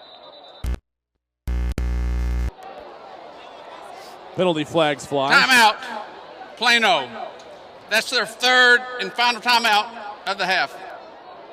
Well, alrighty then. No flags. Timeout was taken ahead of time, and with 4:22 left to go here in the first half, Plano with a 27-7 lead. They'll be facing 4th and 1 when we come back after these messages. You listen to Rodenbaugh's Flooring American Appliances presentation of Plano Wildcat football on AM 1160 KVCE Highland Park, Dallas-Fort Worth Business Authority. Located at 102 West Main Street in Allen, has all of your appliance and floor covering needs. Rodenbaugh's offers expert sales and installation on carpet, wood, ceramic, marble, and vinyl flooring. The appliance showroom displays state-of-the-art name-brand home appliances. As always, Rodenbaugh's backs up their knowledgeable sales with factory-trained service technicians. Rodenbaugh's, Allen's oldest business, family-owned and operated since 1962.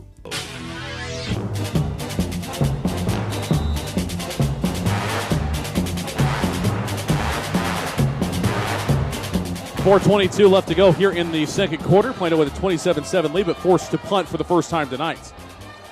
Slow approach. Christian gets this one high into the air. And it's going to bounce and get inside the 20. Still rolling inside the 15. Great punt by Christian. Still on his move. Down to the 10. Great job as it goes 42 yards on the punt. Nothing on the return. And a long road to hoe for the Marauders as they are trailing 27-7 to the Wildcats with 4:07 left to go here in the first half. Talked about the great start that the Wildcats have gotten out to almost all year long and how Marcus has been a little slow out of the gate. Marcus has outscored opponents in the fourth quarter by 22 points on the year. And Plano has been outscored in the fourth quarter by 37 points. You add those two things together, and it doesn't look pretty for Wildcat fans at all. And that's why the point Cameron made for Brooks Panhands, we're going to keep our foot on the pedal. That's an understatement. Snap back, play action fake. Hit as he threw. Ball down the middle of the field. Tipped. Almost intercepted. Jason Lee tracking it down. Deflected by Caden Smith. So he was double covered. And I don't think they care. Dejon Howard and Jason Lee. Howard 5'5", Lee 5'11". Smith at 6'5". You just throw it up, let the big man go do work. But the Plano defensive backs forcing an incompletion there. Here's a handoff between the tackles. Hit, stuck, and dropped. And nowhere for Jared Mack to go. So Mack gets back to the line of scrimmage. Nothing more than that. And it's going to be 3rd down and 10. We go down to the field. Check in with Cameron. After the Marcus offense stalled, the entire half of the offense was talking adjustments. It was as if halftime was already here. Marcus understands the implications of their game, and they are not waiting to make changes. It's now or never for both these two teams. 3.5 and counting left to go here in the first half. Plano with a 27-7 lead. Busting through, flush out of the pocket. He's going to be hit. He's going to be sacked. And it's at the 1-yard line. Connor Welch came through on a stunt and was untouched. And the officials talking about if it was a safety or if it was down at the 1-inch line. They're going to say the 1-inch line, but doesn't take anything away from Welch recording a huge sack in that situation. He twisted his way around, and Andrew Parrish just wasn't expecting it. He thought he had more time to look at the serve of the field. His helmet looked left, and here comes the big man, Connor Welch, to his right, and that's a big-time sack. We've seen T.J. Lee almost block several kicks and punts this year. It's a great opportunity. Backed up to the final inches of the end zone is Blaney. Does get it away. Lee now with the return from the Marcus 35. Angles to his left, to the 30, inside, down to the 25, and finally is slung out of bounds. At about the 24-yard line, we got penalty flags flying in. Very late on the play in the middle of the field. Nice tackle by Matt Hankins, the sophomore. But again, let's sort out the laundry and figure out if Plano's going to have even better starting field position or not. During the return, blocking the back on number 9, 10-yard penalty, first down. 2:26 left to go in the first half. It'll be 1st and 10 Plano as they'll take over in Marcus territory yet again. I think every drive except for one today has started on Marcus's side of the 50. This time it'll be 1st and 10 at the Marauder 33. Offenses look great, but with that kind of starting field position, you don't have to do much to look great. It's been because of the defense. They forced the fumble, and then a couple of times tonight they have really come up big. McConnell wide right, Stevens slot right. Whistles, flags fly, and there was still time on the play clock, so maybe a false start will be the call. False start on the line. 5-yard penalty. Remains first down. I think that's how it should be all the time. Let's not identify one offensive lineman. Hey, the offensive lineman moved. That's fine. We'll just go from there. Otherwise, those big uglies down in the middle, the heart and soul of this Wildcat team, that's about the only recognition they get over the PA.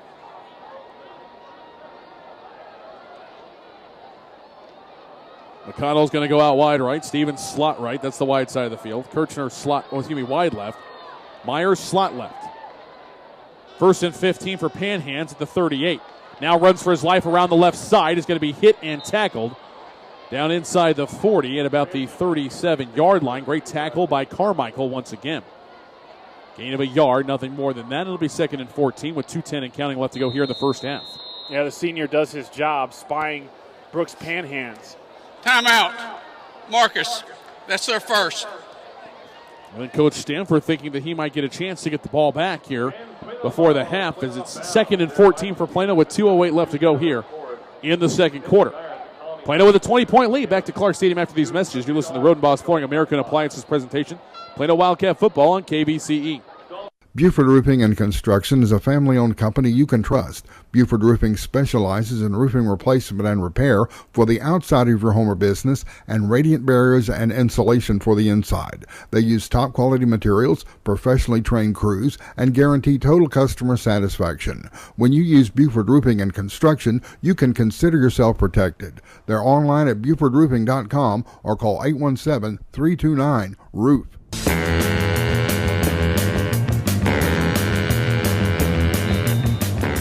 2:08 left to go here in the first half. Plano 27, Marcus 7.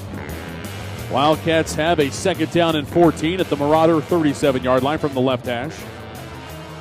Kirchner wide left, Myers slot left, I formation, Panhands under center. Play fake to Stevens, rolls out, throw back to the running back. He's wide open and he can't hang on to the ball.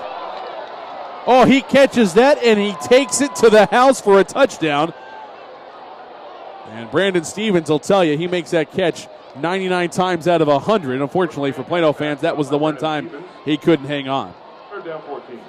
Upset with himself too, Thomas, about it, and I think he should be. He's such a big-time player, and that one thrown just a little bit behind him. But, yeah, I think you're right. He collects that football. There's a couple defenders just would have been late getting over. Pistol formation for Panhands on 3rd and 14 at the Marcus 37. Roll the pocket to the right, has a nice pocket in front of him, steps and fires, miscommunication on the route as it goes over everybody's head and out of bounds. So back-to-back incompletions allows Marcus to hang on to both of their timeouts, and they force a 4th and 14 for Plano with 1:56 left to go here in the half. Marcus might just get the ball back with an opportunity to slice into this 20-point lead before the break. And they've done well. It's still great blocking up front, though. The right side, Williams and Tecklenburg, right tackle and tight end, providing great protection from a quarterback in Panhands who was trying to roll the pocket out. So excellent job there, but the Marauders, when it's all said and done, come up with a stop. Jordan Christian, averaging over 30 yards per punt, would love to have a 30-yard punt here from the 37. Good pass back, no rush for Marcus. High end-over-end kick, fair catch called for, and takes a Marcus bounce back across the 15 after landing at about the 11.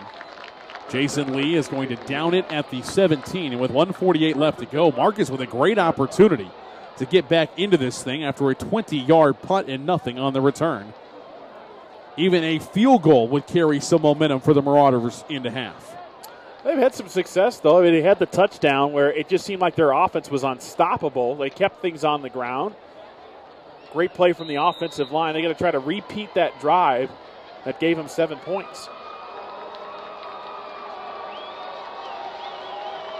Parrish comes out, 2 receivers right. Wingback on the right side is Caden Smith. Inside give to Hopkins. He is slowed down and tackled right at the line of scrimmage.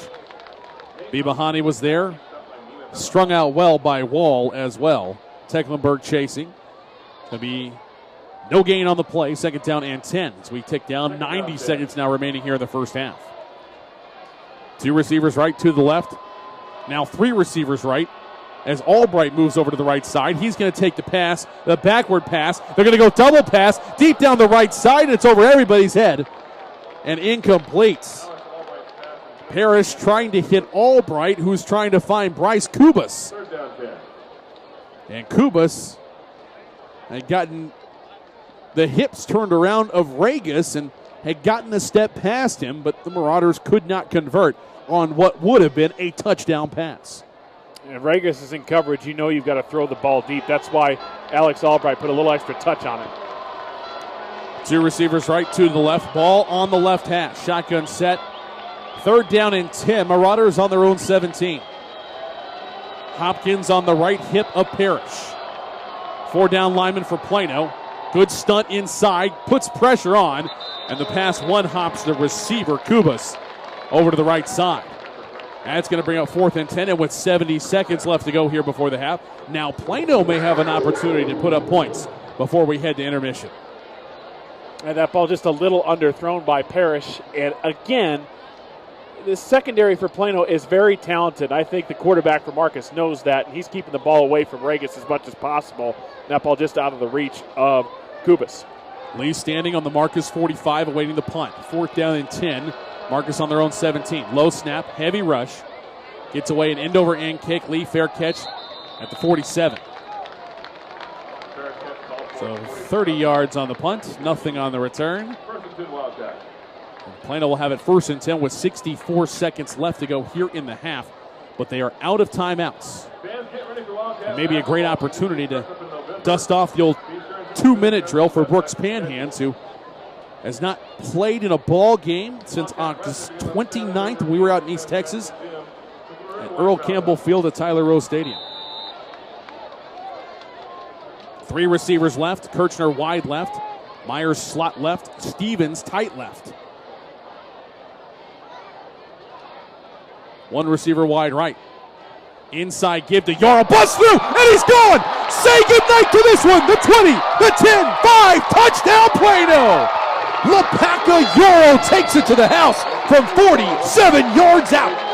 And another explosive play from this potent Plano rushing attack. One man to beat. I mean, it seemed like once he got through traffic, there's this one man that stuck his arm out and went after the feet of LaPaca Yarrow. That's what you have to do. Yarrow just made a great play to hurdle over that defender, and then he was absolutely gone.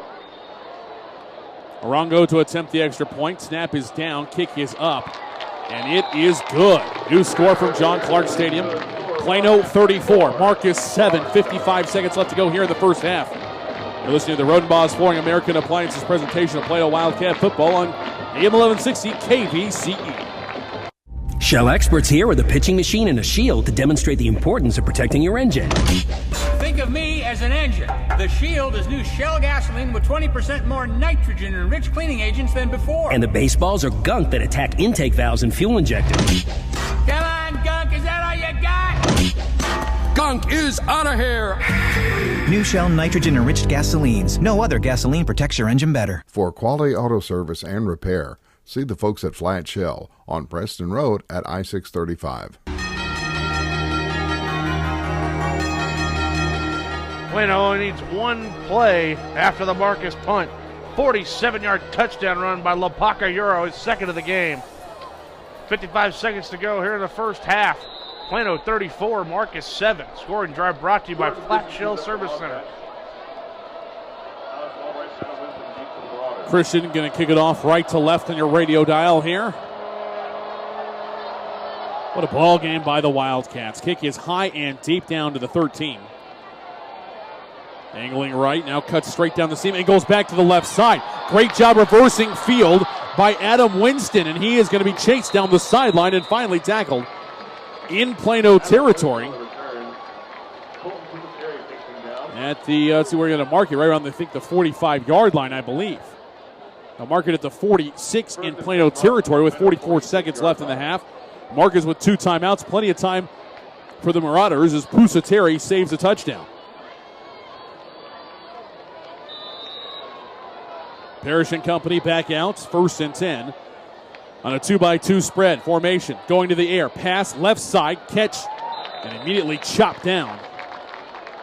Is big Caden Smith, first reception of the night for him. Pusateri on the tackle. Clock continuing to tick down inside of 30 seconds after a 6-yard catch from Parrish to Smith. 23 seconds and counting left to go. Snap is back on 2nd down. Parrish runs up, it's going to be hit and dropped. Tucker Palacia in there on the tackle. Also, Conley McCabe, the junior defensive tackle. It's going to be a loss back to the 41-yard line. It'll be 3rd down and 5 for the Marauders with 16 seconds left here in the half. Talk about Caden Smith, who just made the catch on 1st down, 4-star junior. The 10th highest rated tight end in the country in the 2016 class. And we've seen him now for 3 years for these Marauders, and an imposing physical specimen out there on the field, whether it's for Brian Irwin or Jerry Stanford.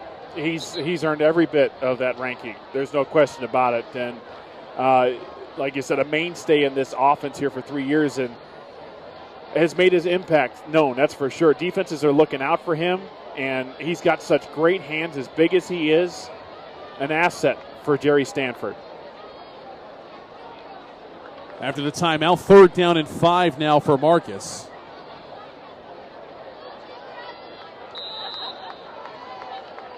Ryan Friedewald is wide left. Slot left is Albright. Wide right in the formation is Kubas. Tight end is Smith on the right side of the line. 2 to the left, 1 to the right. Back to pass on 3rd and 5. Steps, fires, loads up, deep downfield. Has a man, but it is deflected, and it's going to be incomplete. Regas was almost in better position to make the catch than the intended receiver, Kubas. Excellent defense by the sophomore defensive back. I had help there, too, from Ja'Cory Sanders to get his hand up in there and disrupt the pass, but just well covered from the Wildcats from the start as soon as that receiver left the line of scrimmage.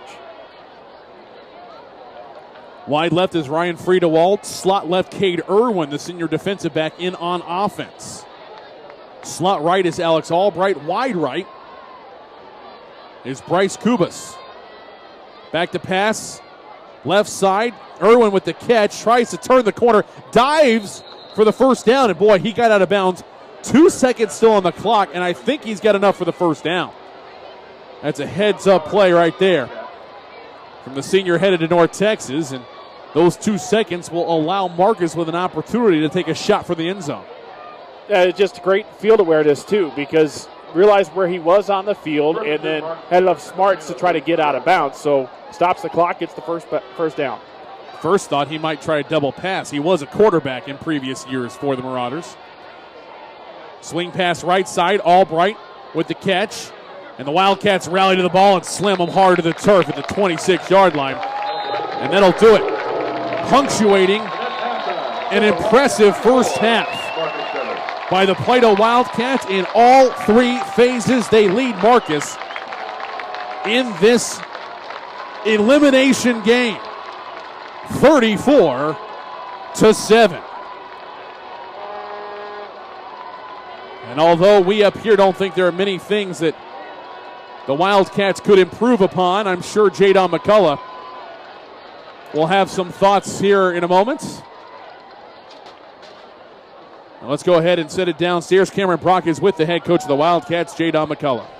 Coach, you have a fairly large lead. How do you? I'm guessing that there's going to be a big emphasis on finishing in the halftime speech. Yeah, I mean, after what happened last year against McKinney Boyd, that was an eye-opener. We got beat in the last 50 seconds of the game, and it's very disappointing. And, we talk about it all the time. We're not letting up. That's a very explosive team over there. They're very well coached. I mean, you saw they just went right up and down the field. So they can score, and so, no, we're definitely not letting up. And, we're going to play harder second half than we did first half. That's what we're going to do. Good luck in the second half, Coach. Back to you guys. Thanks, Cameron. Thanks also to Jadon McCullough for stopping and speaking with us on his way into the half. Plano with a big-time lead, 34-7, as we are finally at the half. Again, this ball game so important. The winner of this one still alive for the playoffs that begin in 2 weeks. But still a lot of football to be played here at John Clark Stadium. 34-7 your score. Plano on top of Marcus. Step aside for a break. We'll come back and begin the halftime show. You're listening to the Rodenbos Flooring American Appliances presentation of Plano Wildcat football. Coming up, stats, highlights from the first half, and a look around the scoreboard. All that more, we continue in a moment. Live from John Clark Stadium, you're listening to Plano Wildcat football on KVCE. Plano 34, Marcus 7 on the Rodenbos Flooring American Appliances presentation, Plano ISD football. This program is produced and broadcast with the permission of and authorization from the Plano Independent School District. It is under the direction of and is copywritten by Sports Sounds Radio. Any rebroadcast, retransmission, or use of the audio stream, including any or all other use of the accounts of this broadcast without the direct written consent and permission of Sports Sounds Radio is strictly prohibited. All rights are reserved by Sports Sounds Radio and SportsSoundsRadio.com.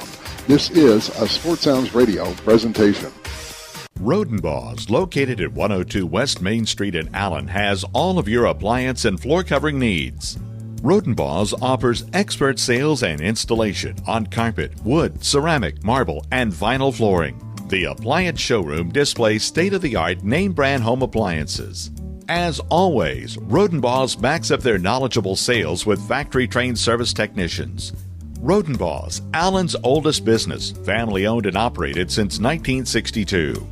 Buford Roofing and Construction is a family-owned company you can trust. Buford Roofing specializes in roofing replacement and repair for the outside of your home or business and radiant barriers and insulation for the inside. They use top-quality materials, professionally trained crews, and guarantee total customer satisfaction. When you use Buford Roofing and Construction, you can consider yourself protected. They're online at BufordRoofing.com or call 817-329-ROOF.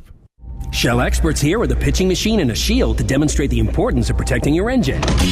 Think of me as an engine. The Shield is new Shell gasoline with 20% more nitrogen and rich cleaning agents than before. And the baseballs are gunk that attack intake valves and fuel injectors. Come on, gunk, is that all you got? Gunk is out of here. New Shell nitrogen-enriched gasolines. No other gasoline protects your engine better. For quality auto service and repair, see the folks at Flat Shell on Preston Road at I-635. Are you tired of only spending time as a family huddled around the TV? Would you like to enjoy some culture with your loved ones without breaking the bank? Then let me introduce you to the Greater Dallas Youth Orchestra. The GDYO provides music education and performance opportunities for musically talented youth, but this is no kids' concert. The GDYO comprises 7 different ensembles made up of over 425 talented musicians ages 8 to 18, representing more than 50 communities in North Texas. You won't believe how amazing these ensembles sound until you hear it for yourself. So join them for one of their concerts at the Meyerson Symphony Center or Dallas City Performance Hall. For more information on how to make a donation, as well as a listing of upcoming GDYO concerts, visit gdyo.org. And if you know a talented young musician interested in an unbelievable experience, auditions take place in the spring. Connect with the Greater Dallas Youth Orchestra on Facebook, Twitter, LinkedIn, and at gdyo.org. Saturday means Irish football. You got to respect each other. Running hard. He's going in. Long ball downfield. You got to compete as hard as you can. Fighting down the sideline. Still working. Touchdown Notre Dame. Listen on your home for Notre Dame football. AM 1160, tune in Saturday night for Notre Dame football. The Fighting Irish battle historical rival, Navy. Coverage starts at 6 right here on your home for Notre Dame football, AM 1160 KVCE. Movie theaters, arcades, and amusement parks are awfully expensive. But where else can you find that safe and memorable fun for your kids? A Texas Legends game. There's a zip line, a bounce house, a mechanical bull, all thanks to Jumper Bee Entertainment. Bring the whole family for a night of fun without emptying your wallet. The Legends still have a few ticket packages left, including specials for your family. So check out TexLegends.com or Texas Legends on Facebook before they're gone. The Texas Legends, where fun happens and basketball too.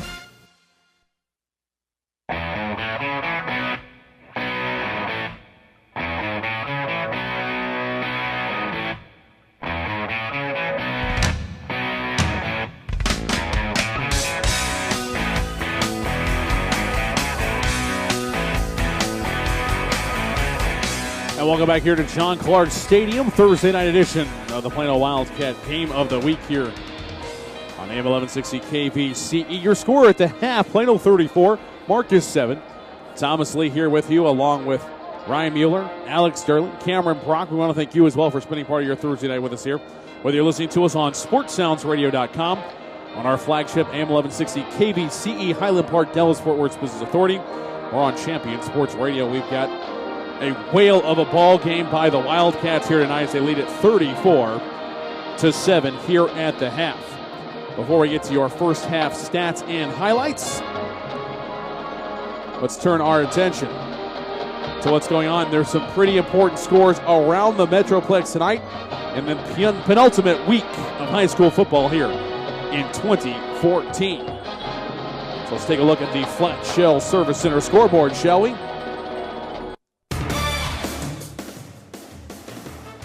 Here in the district in 6-6A, we do have another game going on aside from Plano and Marcus.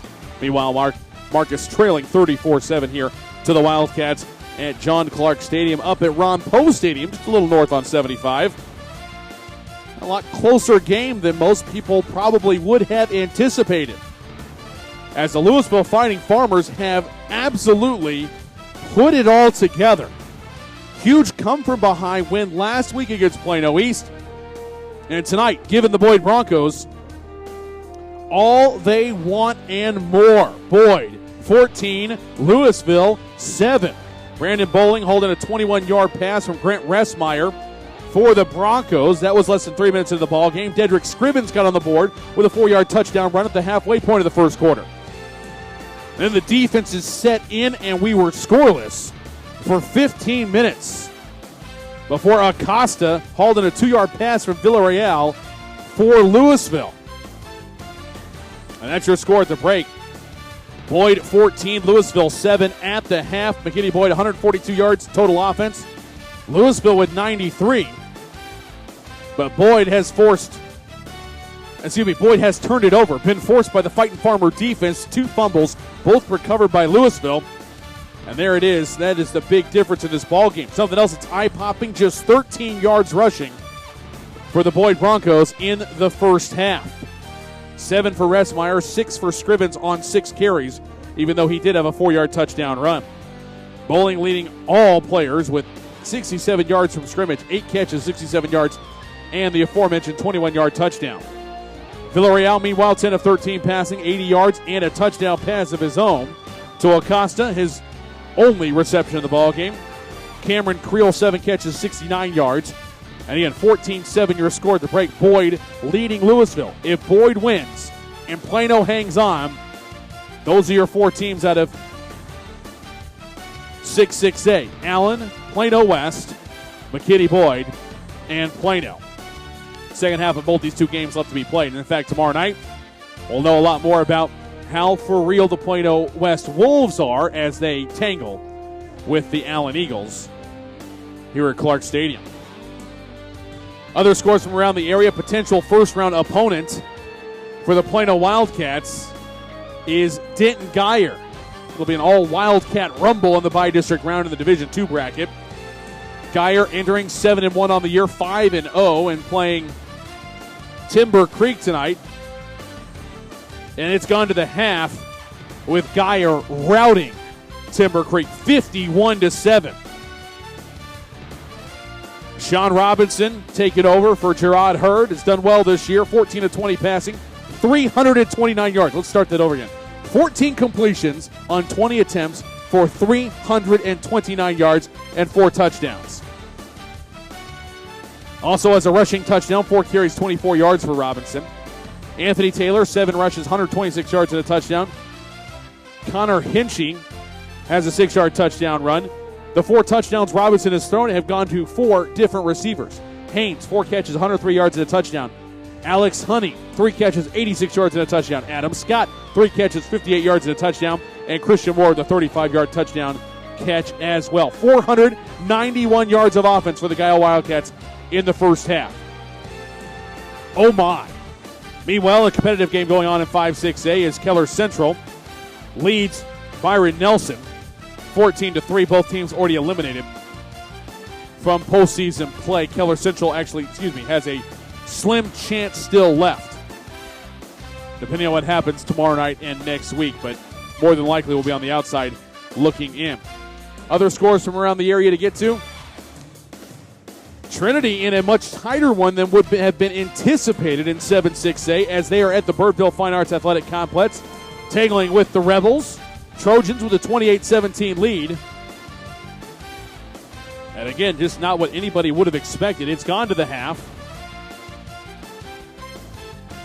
And got to tip your cap to the Rebels as they're hanging right in this thing. Tyler Nate, 3 of 4 passing, 75 yards and a touchdown. J-Ron Wilson, 11 rushes, 103 yards and a touchdown. Elijah Tassini, 2 rushes, 75 yards and a TD. Pierce Williams with a touchdown run as well, and J-Ron Wilson holding a 14-yard touchdown pass. So the scoring fast and furious in this one. In an offensive explosion. Tassini started it off with a 74-yard run from scrimmage. C.J. Hicks responded for the Rebels. 34-yard pass from Eddie Thomas IV. Then Thomas from a 37 yards out on the ground, and the Rebels actually led this thing 14-6. But Trinity dominated the second quarter as they often do. Pierce Williams, a 1-yard touchdown run. Rebels answered, though, with a Zelmer 28-yard field goal. But J-Ron Wilson with a pair of touchdowns in the final half of the second quarter.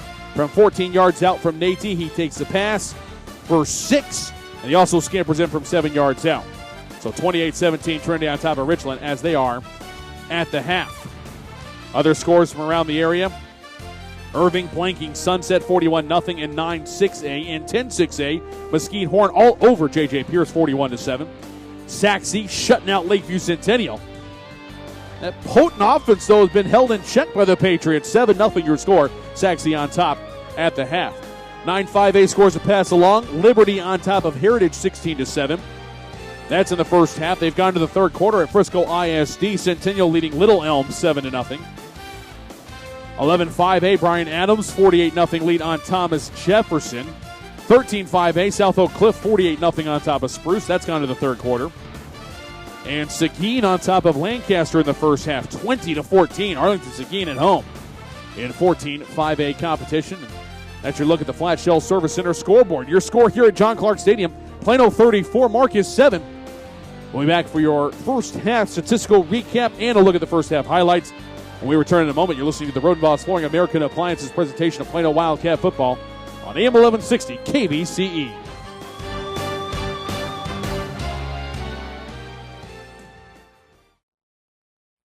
Rodenbaugh's, located at 102 West Main Street in Allen, has all of your appliance and floor covering needs. Rodenbaugh's offers expert sales and installation on carpet, wood, ceramic, marble, and vinyl flooring. The appliance showroom displays state-of-the-art name-brand home appliances. As always, Rodenbaugh's backs up their knowledgeable sales with factory-trained service technicians. Rodenbaugh's, Allen's oldest business, family-owned and operated since 1962. Shell experts here to talk about the protective shield you see at Shell stations all over the country. Featuring us. It's there to remind you that no other gasoline protects your engine better than Shell nitrogen-enriched gasolines. Mm-hmm. Now with 20% more cleaning agents than before. Performance-robbing gunk doesn't stand a chance because your intake valves and fuel injectors are protected. Actively shielded. Hence the big protective shield here. So try Shell nitrogen-enriched gasolines today. No other gasoline protects your engine better. For quality auto service and repair, see the folks at Flat Shell on Preston Road at I-635. Buford Roofing and Construction is a family-owned company you can trust. Buford Roofing specializes in roofing replacement and repair for the outside of your home or business and radiant barriers and insulation for the inside. They use top-quality materials, professionally trained crews, and guarantee total customer satisfaction. When you use Buford Roofing and Construction, you can consider yourself protected. They're online at BufordRoofing.com or call 817-329-ROOF. Writer Gerald Early said that when they study our civilization 2,000 years from now, there will only be 3 things that Americans will be known for: the Constitution, baseball, and jazz music. GDYO's Jazz Institute provides young musicians in North Texas the opportunity to learn what it means to be a jazz musician through weekly technique classes and combo rehearsals with professional jazz musicians. From the first note to the final round of applause, GDYO Jazz Institute concerts will amaze and delight both hardcore jazz cats and new fans alike. Learn more about the truly original American art form through the GDYO Jazz Institute. Online at gdyo.org/jazz. Tune in Thursday evenings 5 to 6 as KBCE's Believers in Business presents the Family Law Hour with attorneys Frank Skipper and Donna Smith, discussing divorce, child support, custody, mediation, adoption, and all other areas of family law. The Family Law Hour is the best way to stay informed when it comes to any matters having to do with family law. Both Frank and Donna focus their practices exclusively on family law. That's Thursday evenings at 5 right here on KVCE AM 1160 and online at kvceradio.com. Brought to you by the David Wayne Law Firm and the law offices of Donna J. Smith.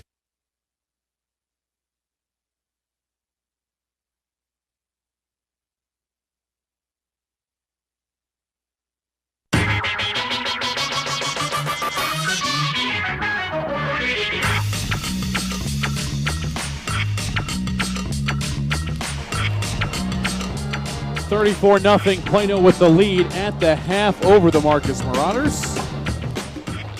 Welcome back here to John Clark Stadium. We continue on with the halftime show. Time now to bring in Dr. Alex Sterling for your first half statistical recap. And it's about time you had some good news for the Wildcat faithful out there. Listen to us, Doc. Indeed, Thomas. It's definitely the stats show a dominant Plano performance so far on both sides of the ball. First for Marcus for team stats, 7 first downs in the game, 58 yards rushing, 52 yards passing, 110 yards of offense. Had 1 fumble for the first part of the game there for their lone turnover, 5 penalties, 38 yards, 10 minutes, 27 seconds time of possession for the Marauders. For Plano, 10 first downs in the first half, 158 yards rushing, 70 through the air, 228 yards of offense, no turnovers. And 3 penalties for 18 yards. 13 minutes, 33 seconds time of possession for the Wildcats. Going individuals here. First for Marcus. Quarterback Andrew Parrish, 6 of 14 passing, 52 yards. Leading receiver for Marcus, Alex Albright, 3 catches, 26 yards. We talked about Caden Smith, the heralded tight end for Marcus.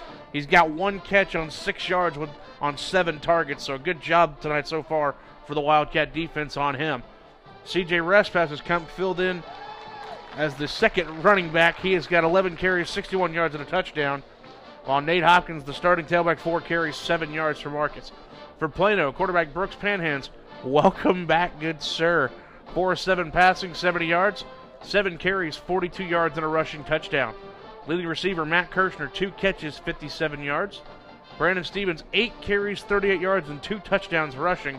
Not to be outdone, though, Lapaka Euro, 3 carries, 69 yards, and 2 rushing touchdowns as well. Plano has scored on 5 of their 7 possessions, which leads to a 34-7 Plano lead. Unbelievable, and I don't want to take anything away from the great play that we have seen from Quinn Waterbury throughout the season, but this offense looks like it's a completely different gear. When you've got a guy like Panhands who has so much experience under his belt, not to mention the offseason, coming in last year and having a great year and so forth, and you know, the injury in the John Tyler game just kind of set this offense back. And Waterbury was asked to kind of learn under fire throughout the season. With Panhands back, it seems like the playbook is wide open once again. Well, he's an added dimension. Waterbury is more of a traditional pocket passer. He can run a little bit, but nothing like Panhands can do when he has the ball in his hands. That's why you saw more option attack today, and you showed the offense kind of evolved a little bit, where now you have more things to look at with 3 separate rushers over almost 40 yards in the game for the first half. It just shows the difference of how this Plano offense was supposed to look with Panhands this year. And it looks like that they're on their way to giving Panhands at least a couple more games in his senior year. Thanks, Doc. Excellent work as always. Time now to bring in Ryan Mueller. First half highlights and fireworks going off here at John Clark Stadium on a Thursday night. A lot of highlights to get through here in the first half, but let's look at how this got off to a start. Remember, Plano won the toss. They deferred, so they will have the ball coming out of the gate in the second half. Marauders start out with the football, their own 35-yard line, and they're looking to get off to a wonderful start. Well, that went the other way. The very first play, it was Andrew Parrish dropping back to pass. The ball just simply slipped out of his hands and went off of his helmet as he tried to pounce. And then it was Nima Bibahani, Mr. Johnny on the spot, who came up with the fumble recovery. So good news for Plano fans. It's a good start for the Wildcats.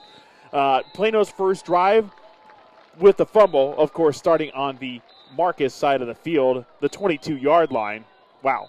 3 plays, 2 first downs, 22 yards, and the man who I mentioned carries this team on his back. Here is Brandon Stevens with his first touch. Kirchner wide left. Myers now in motion from right to left. He's now slot left. Offset I formation, second and goal from the 4. Toss back. Stevens looking for a block. Gets it. Weaves his way through traffic and into the end zone. Touchdown, Plano. 4-yard touchdown run for Brandon Stevens, his 18th rushing touchdown of the year. And the Wildcats convert the opening turnover to the opening touchdown. Not his first touch, but his first touchdown of the ball game, as he did have a carry there before the touchdown. So 7-0 as the extra point is up, and it is good. The Marauders get the ball. They get on their own 30-yard line, and gosh, this Wildcat defense, they are swarming to the ball carrier. A loss of 20 yards on the drive, and the Marauders are forced to punt. So Plano gets it back again. The punt not going as far as the Marcus faithful would want, so it ends up on the Marcus 45 for the Wildcat second offensive drive. 8 plays, 3 first downs, 45 yards out. Mentioned he's the smallest player on the field, but he does have the biggest heart. Lapaka Yoro toting the rock. Receiver bringing in the play is Carson Williams. He's now wide right. I formation. And we see the first appearance of Lapaka Yoros. Toss to the right side. Turns the corner at the 5. Into the end zone. Touchdown, Plano. 10-yard touchdown run for Lapaka Yoro. As the junior, fresh off going to visit family in Hawaii for his grandmother's funeral, takes his first carry of the night for a touchdown.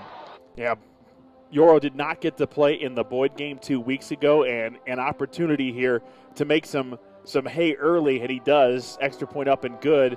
14-0. Wildcats get a turnover. They capitalize with a touchdown. Force a great punt, get a touchdown. Unbelievable start for Plano. Third series now for Marcus, their own 31-yard line, and it's another 3 and out. They do get positive yardage, move the ball 4 yards, but just a minute and 16. It's been tough for Andrew Parrish and company to move the football downfield. So the Wildcats get the ball back, and they're trying to add to this lead. Own 41-yard line. So for the first time, Plano's not starting on the Marcus side of the field as they get on their own 41. 4 plays, 2 first downs. 59 yards is their longest drive of the first half, and it only took 52 seconds. Brandon Stevens with another touchdown. Panhands wide right. Wildcat formation. Stevens takes a direct snap. Looks to follow some blocking. Cuts through the middle. All the way in. My goodness, he stopped and restarted 2 different times, and he slides his way right down the middle of the field for a touchdown. 7-yard touchdown run for Stevens. His second rushing touchdown of the first quarter. And Plano's about to go up 3 scores on Marcus. It was an unbelievable effort by the Wildcat star running back because he had 2 players to his left, and they just stood there and looked at him. And that's how phased they were on that play, and he just scampered right in the end zone for a touchdown. So important to this football team, so he puts them up 21-0, and Marcus is thinking, okay, I've had enough. I need some points. Their own 29-yard line for their 4th series, and it was their most consistent drive of the half. 11 plays, 4 first downs, 71 yards. They just could not be stopped, and it was C.J. Respas who finally got paid dirt. So here we go. Second down and goal from the 2. Inside handoff into the end zone. Touchdown, Marcus. C.J. Respas takes it in from 2 yards out. His 6th rushing touchdown of the season, and the Marauders are finally on the scoreboard. Yeah, the Respas touchdown so important. It made the game 21-7 at that point. So Marcus possibly coming back in the football game. It's all up to the Wildcat offense. Can they keep pace? Well, their 4th series, great field position once again. It starts on the Marcus 28. How about that? 4 plays, 2 first downs, 28 yards, only a minute and a half of drive time. I talked about the explosiveness of Brandon Stevens. Emphasis is paid to Yoro and Tate.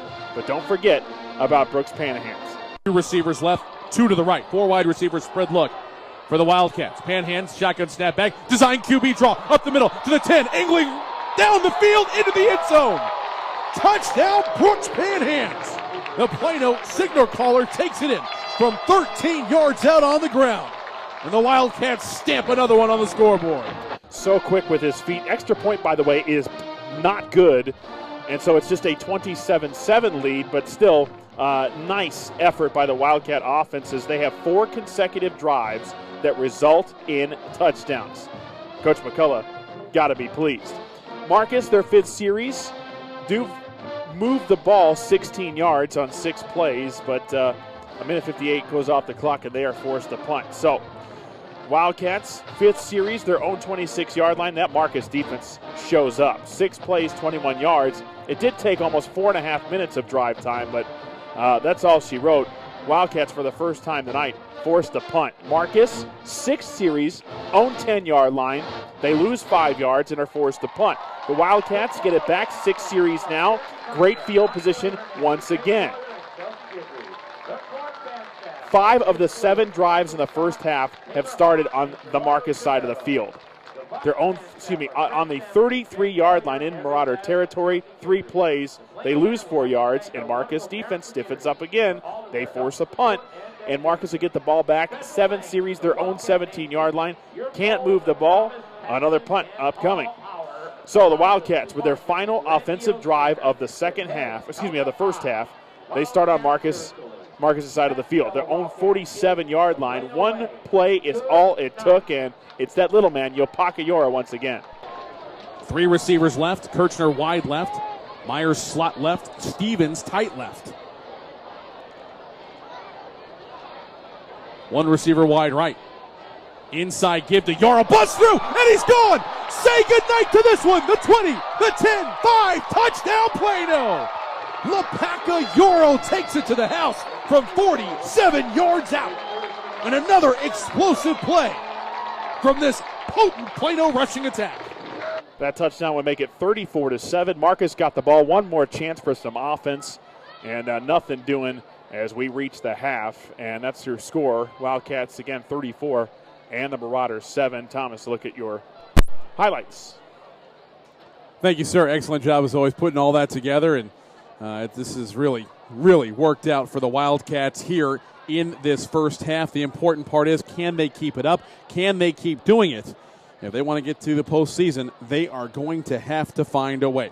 Your score at the break, Ryan just told you, 34-7, Plano on top of the Marcus Marauders. Back to John Clark Stadium after these messages. We continue in a moment with the Rodenbaugh's Flooring American Appliances presentation. Plano Wildcat Football on KVCE.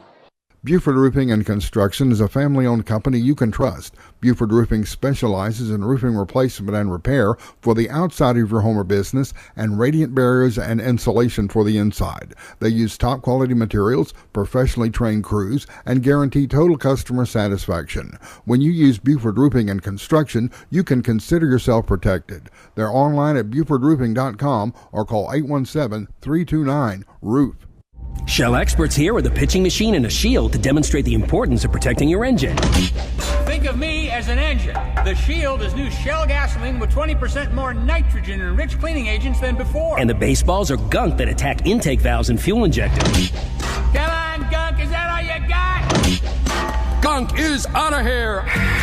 New Shell nitrogen-enriched gasolines. No other gasoline protects your engine better. For quality auto service and repair, see the folks at Flat Shell on Preston Road at I-635. Rodenbaugh's, located at 102 West Main Street in Allen, has all of your appliance and floor covering needs.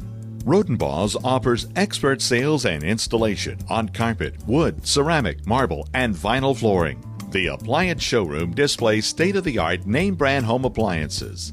As always, Rodenbaugh's backs up their knowledgeable sales with factory-trained service technicians. Rodenbaugh's, Allen's oldest business, family-owned and operated since 1962. Are you tired of only spending time as a family huddled around the TV? Would you like to enjoy some culture with your loved ones without breaking the bank? Then let me introduce you to the Greater Dallas Youth Orchestra. The GDYO provides music education and performance opportunities for musically talented youth, but this is no kids' concert. The GDYO comprises 7 different ensembles made up of over 425 talented musicians ages 8 to 18, representing more than 50 communities in North Texas. You won't believe how amazing these ensembles sound until you hear it for yourself. So join them for one of their concerts at the Meyerson Symphony Center or Dallas City Performance Hall. For more information on how to make a donation, as well as a listing of upcoming GDYO concerts, visit gdyo.org. And if you know a talented young musician interested in an unbelievable experience, auditions take place in the spring. Connect with the Greater Dallas Youth Orchestra on Facebook, Twitter, LinkedIn, and at gdyo.org. Point of Origin Design is your one-stop shop for all your apparel, promotional, event, or team uniform needs. Point of Origin Design is a full-service design and logo creation company that offers a wide variety of imprintable and embroidered products. With competitive pricing and quality work, you can't go wrong with Point of Origin Design. It's always best to start at the right point, so visit them online at pointoforigindesign.com. Let them help you plan your next promotional item or design your next t-shirt. That's online at pointoforigindesign.com. This program is produced and broadcast with the permission of and authorization from the Plano Independent School District. It is under the direction of and is copywritten by Sports Sounds Radio. any rebroadcast, retransmission, or use of the audio stream, including any or all other use of the accounts of this broadcast without the direct written consent and permission of Sports Sounds Radio is strictly prohibited. All rights are reserved by Sports Sounds Radio and SportsSoundsRadio.com. This is a Sports Sounds Radio presentation. Now welcome back here to John Clark Stadium. We are underway as the kickoff was returned down to the 40-yard line for the Wildcats, but Carmichael has just thrown Stevens for a loss of 7 on the play. Back to the 33-yard line, so that's where the Wildcats have it. Second down now and 17.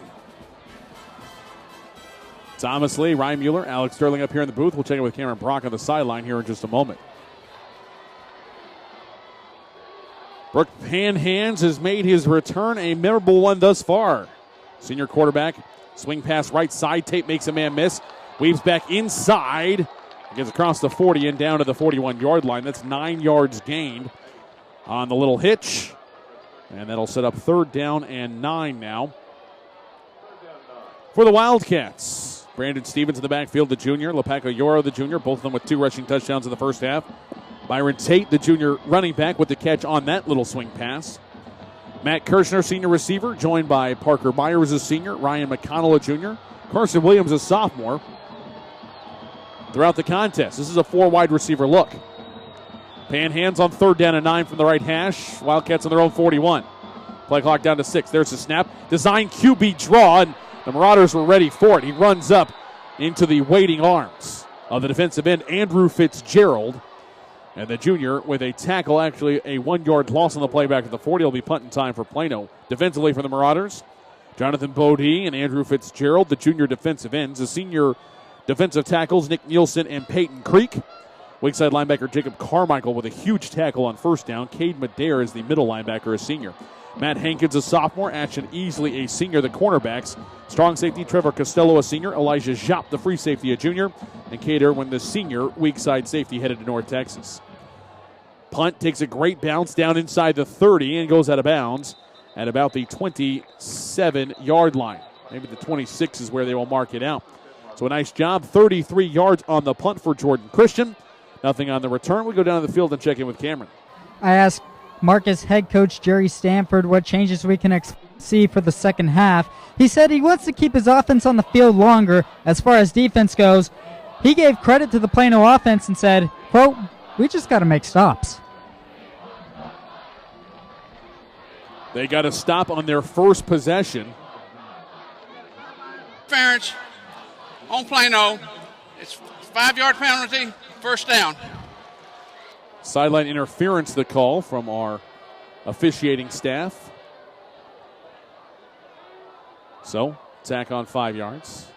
And instead of starting at the 27, they will start at the 32-yard line.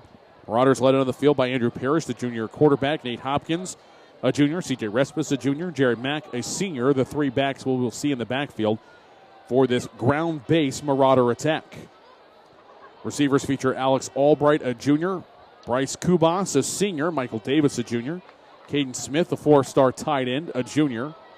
Offensive line from left to right, Keaton Sutherland, senior, headed to A&M. Troy Elliott, the left guard, is a junior. Creighton Baugh, the senior center. Right guard is Malik Martin, a senior. And the right tackle, Peyton Kybell, a junior. Handoff off the right side, runs into that tough Plano defense. Gets across the 35 and down to the 36-yard line. Tough running for Nate Hopkins there. And it'll bring up 2nd down and 7. Important factor for Marcus is to get him involved here in the second half. Another inside run, and then Plano defense stout. The 4th leading defense against the rush in North Texas. Limits the gain to just about a yard, maybe 2 on the play. They'll set up 3rd down and 5. It's a defense that held Soso Jamabo under 60 yards on the ground. So, yeah, absolutely. They earned every bit of that reputation.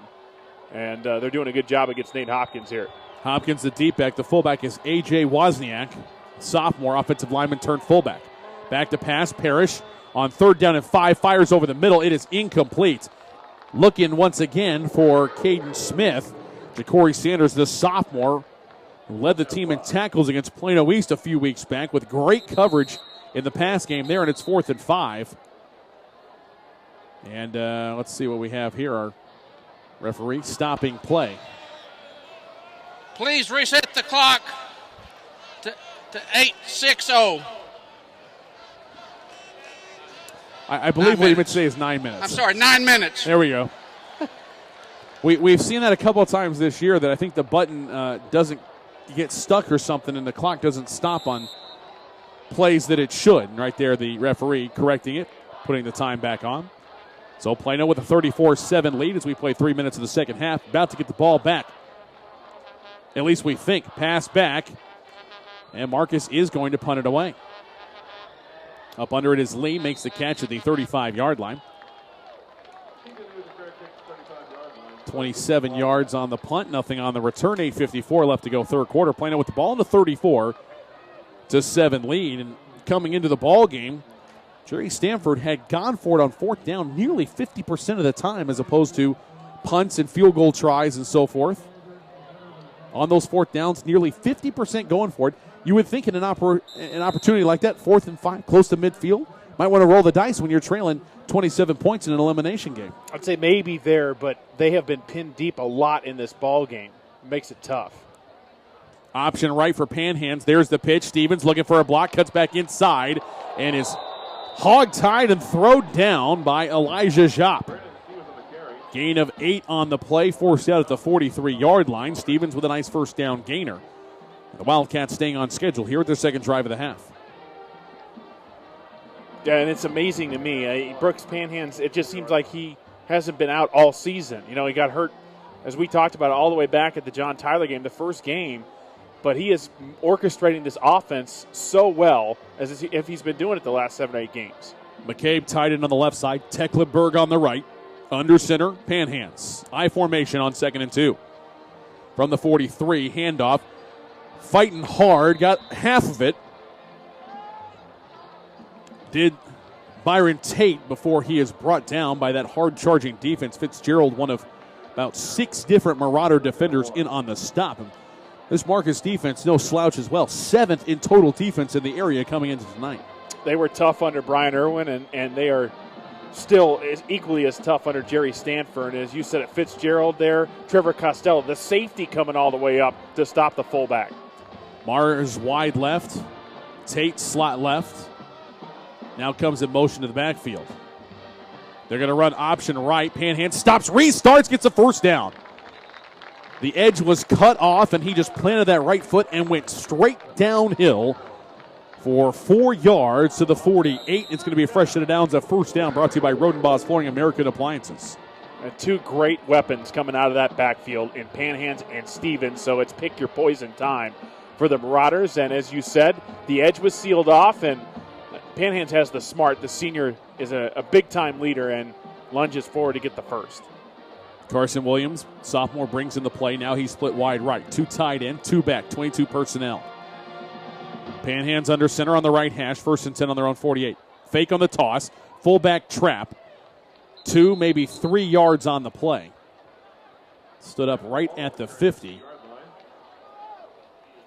And Venegas with not a lot of running room there. Actually check that on the carry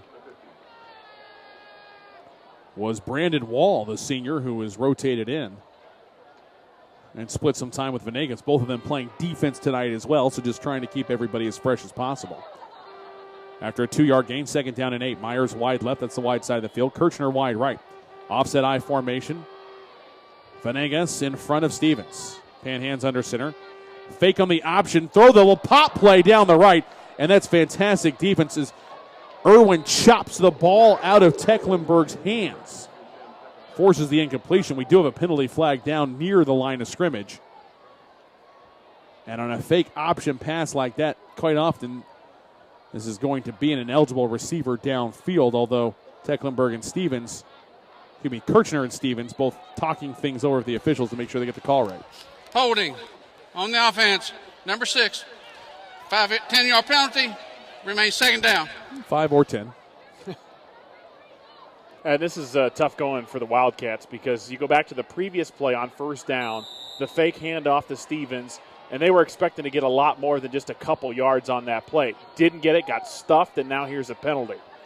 McConnell wide left, Myers slot left. That's the wide side of the field. Kirchner wide right. Shotgun snap on 2nd and 18 for Plano. They set up a screen right side. Yarrow with the catch with a great tackle, but then well out of bounds. Carmichael throws Yarrow to the turf, and a flag comes out late. I think that's going to be a personal foul penalty on Marcus for the late hit, which will carry an automatic first down. So instead of 3rd and 18, as the play went for no gain, I think it's going to be a first down for Plano.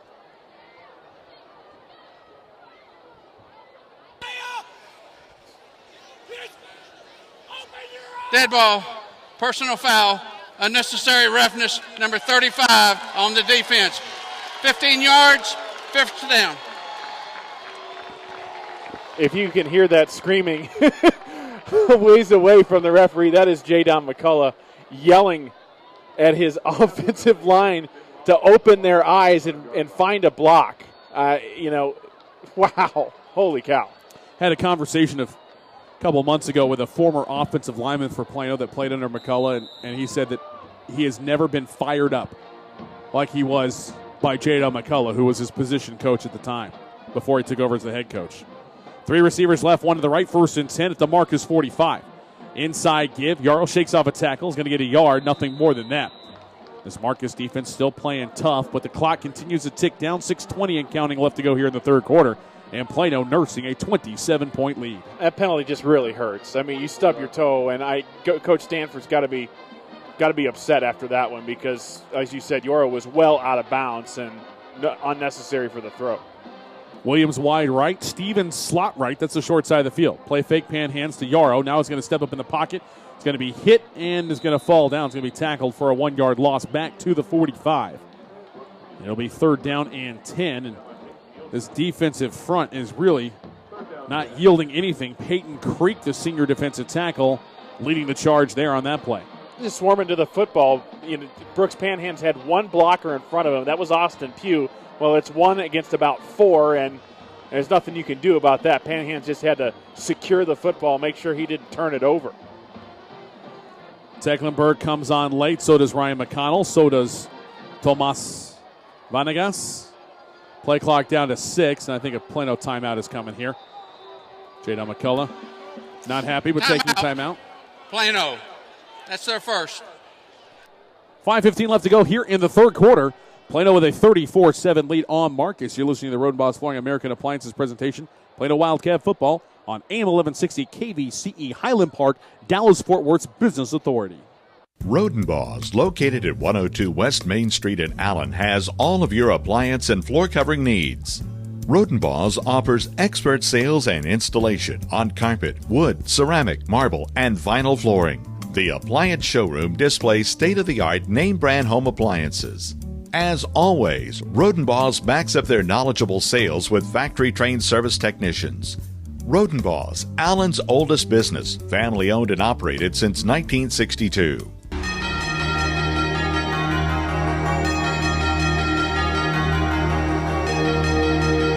5:15 remaining in the third quarter. Plano dominant first half. And neither team able to do much offensively as the defenses have taken hold. Plano leads at 34-7.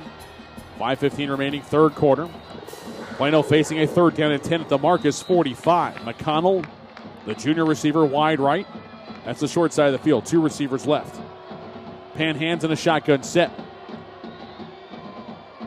Hard count. Ball is snapped back. Play fake to Stevens. Steps up in the pocket. Fires. Left side. Caught. And it's going to be enough for a first down. 13-yard completion. 12 yards to Parker Myers to move the chains on 3rd and 10. First down brought to you by Buford Roofing and Construction. And that throw was not easy for Panhands, not because he was pressured, but because Cade Irwin was shadowing Parker Myers, and Myers found a way to just split away from the safety, and throwing a bullet is Panhands. 5 minutes and counting left to go here in the third quarter. Plano with a fresh head downs, 1st and 10 at the 33 in Marcus territory. From the left hash, offset eye, option right, Panhands, keeper is going to be hit and driven back. Great tackle by Elijah Jop, the free safety. I believe we have a penalty flag down to the field, and we'll get to hear from our favorite referee again. Holding on the offense. Number 6. 10-yard penalty. Remains first down.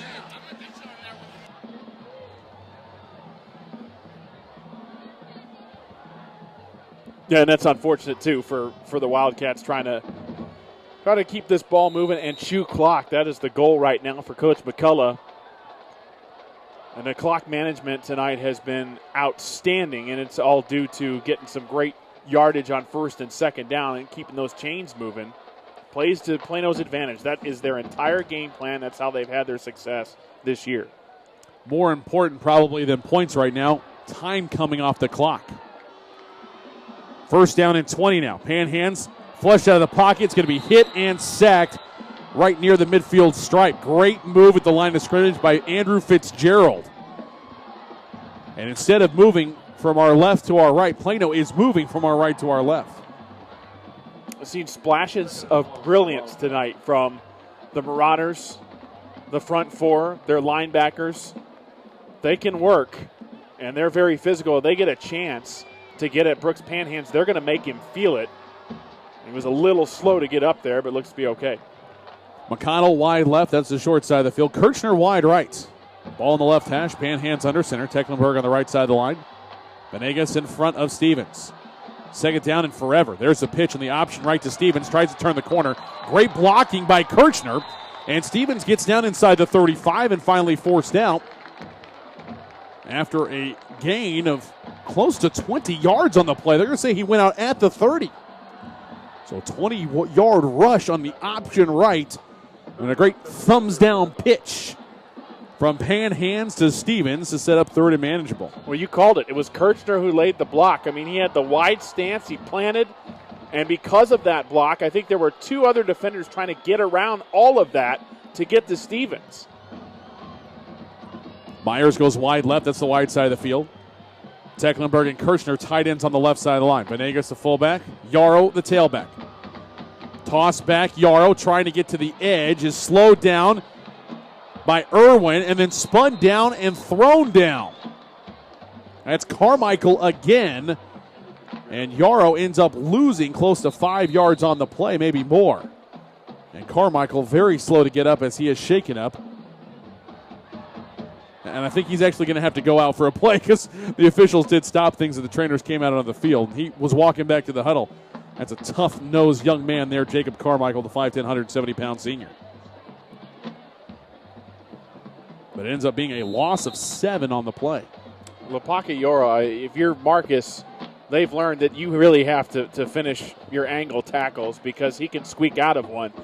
He's not a power back, but, man, he is so fast, and that's why you have to wrap up. They did there. Jordan Christian on to punt this away. The line of scrimmage is the Marcus 32. So Jordan Christian looking for the coffin corner kick. Good pass back, steps into it, takes his time. Angles it to the left side and goes out of bounds right near the 10. Inside the 10, perhaps. Nope, right at the 10-yard line. I was right the first time. 27 yards on the punt, nothing on the return. 2:51 left to go here in the third quarter. Plano still leading it by 27 points. Wildcats 34, Marauders 7. Marcus with the ball and just shy of 15 minutes remaining in their season if they can't make something happen.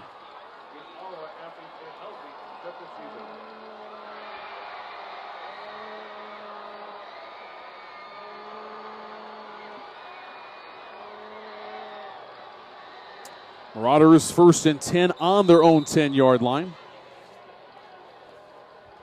Wildcat defense looking to try to put this one away with a stop.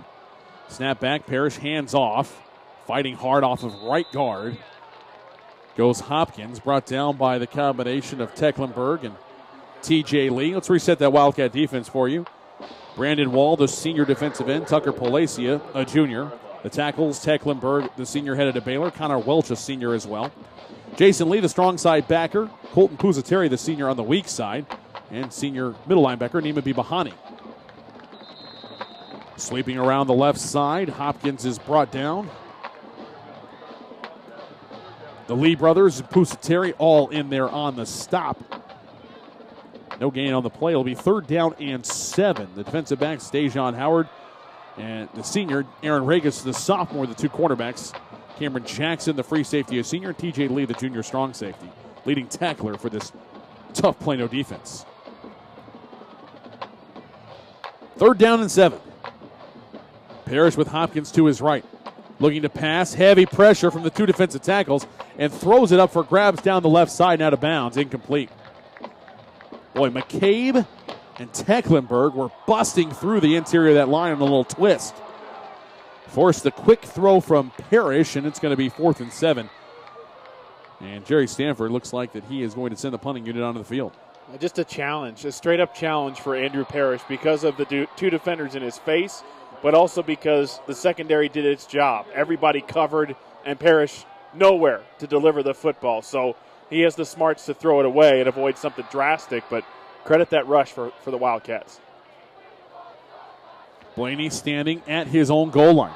Heel of his right foot on the goal. High punt. Takes a great Plano bounce, though, back inside the 30 to the 28-yard line. 15 yards on the punt, and that's it. Blaney got it up in the air, but couldn't get it down the field. We've got 94 seconds remaining here in the third quarter. Plano with a 34-7 lead. More good news from up 75 at Rompo Stadium. Boyd Broncos have scored another touchdown. They lead Louisville 21-7. Plano, seemingly 15 minutes of game action away from a historic 50th playoff appearance. Should at worst be 3rd best in the state. Toss back to Stevens. Sidesteps one defender. Going to be tackled for a loss of 2 back to the 30-yard line. Cade Irwin in there along with Carmichael. Blowing up the play from the beginning. Ashton Easley, the cornerback. But a 2-yard loss for Stevens. Will bring up 2nd and 12. And more good news for the Wildcat fans tonight. Of the 5 times Plano has started on the Marcus side of the field, 4 of them those drives have resulted in touchdowns. So, again, as Coach McCullough told Cameron at the half, it's all about finishing, and the Wildcats have to do that here. They got to keep their foot on the pedal. Boyd with a field goal at the end of the third quarter. They've gone to the 4th. It's now 24-7. Broncos on top of the Fighting Farmers. I formation on 2nd and 12 from the Marcus 30. Play action fake. Panhands, fires, right side. That was a tough location throw. But Colin McCabe is able to haul it in right in front of Cade Irwin, who was all over. Going to go for a gain of close to 5 to the 25-yard line. But look at Panhands. No rust to shake off here. Perfect positioning on that pass. Yeah, he had to find it. He had to put it right through that small little window, and McCabe puts his hands out there. And that is just an absolute perfect strike on great coverage for Marcus. And that should do it for the third quarter of play as Kirchner and Myers are talking things over with our referee, and everybody heads to their respective sidelines. Plano 34, Marcus 7. Into the third quarter. The strains of Grandioso will carry us to the fourth quarter. Plano poised for another playoff run. We'll be back. John Clark Stadium after these messages. You're listening to the Road Boss Flooring America and Appliances presentation of Plano Wildcat football here on KVCE. Shell experts here to talk about the protective shield you see at Shell stations all over the country. Featuring us. It's there to remind you that no other gasoline protects your engine better than Shell nitrogen-enriched gasolines. Mm-hmm. Now with 20% more cleaning agents than before. Performance-robbing gunk doesn't stand a chance because your intake valves and fuel injectors are protected. Actively shielded. Hence the big protective shield here. So try Shell nitrogen-enriched gasolines today. No other gasoline protects your engine better. For quality auto service and repair, see the folks at Flat Shell on Preston Road at I-635.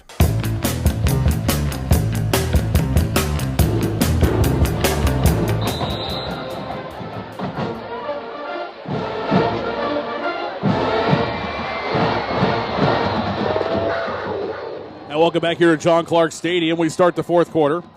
Wildcats with a 3rd down and 7 at the Marcus 25, leading it 34-7. Offset I formation. Panhands with a toss back. He got tackled as he finally got that off to Stevens. Stevens trying to turn the edge. And Jop will force him out of bounds, shy of the line of scrimmage. Loss of a yard, maybe 2, but unbelievable.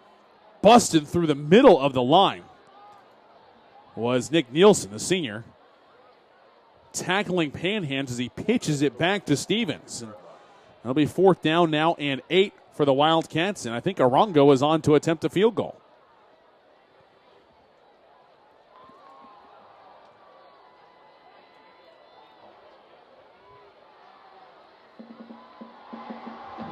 They're going to spot this thing down at the 34-yard line. It's a 44-yard attempt. This was right on the edge of his range, warming up. Oh, it's a fake. Kirchner pulls it up, spins away from one tackle, and then is brought down. The ball's going to come loose, and it's going to be a stop for the Marcus defense at the 38-yard line. Heavy rush. I'm not sure if that was designed. I think it was, as Tecklenburg was deep downfield. I think Kirchner was going to wheel around, as Coach McCullough was trying to get something on film for potential playoff foes to have to study and prepare for. Yeah, just a little extra wrinkle there, and Kirchner, unfortunately, once he got hit the first time, just had trouble corralling the football. It popped loose, and Marcus right on top of it, like that little demonstration there by Coach McCullough. In the fourth quarter this year, Marcus has outscored their opponents by 22 points. Plano's been outscored by 37. Marcus needs a lot of points and in a hurry, and the pass deep down the left side is going to be incomplete. Little 7-on-7 action there as Dejon Howard was step for step with the speedy and lanky Michael Davis, the Marauder receiver. But the pass a little too much on it for Parrish, and incompletion will bring up 2nd down and 10. Quickly in the line of scrimmage. Snap back, handoff Albright on an end around to the left side, wheels around, and is slammed out of bounds. And a wonderful tackle by T.J. Lee to bring up 3rd down. Lee is one of those leaders of the defense that just seems to be all over the field and uses that electrifying speed to make a stop. 6-yard gain for Albright's. 3rd down and 4 now. Marauders on their own 44 from the left hash. 3 receivers right. Smith tight right. Slot right is Albright. Wide right is Kubas. Wide left in the formation. All alone to the short side of the field is Ryan Friedewald. Smith now goes in motion. 2-by-2 spread look. And before the play clock expires, we have whistles.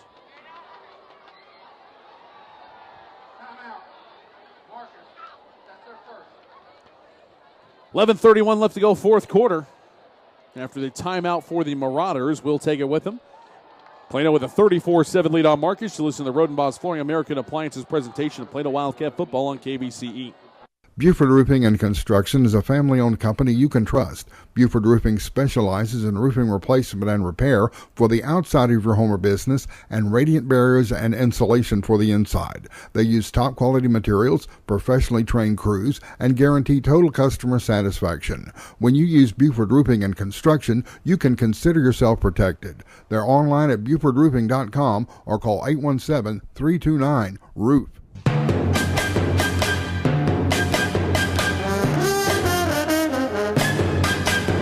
11:31 left to go here in the fourth quarter. Plano with a 34-7 lead.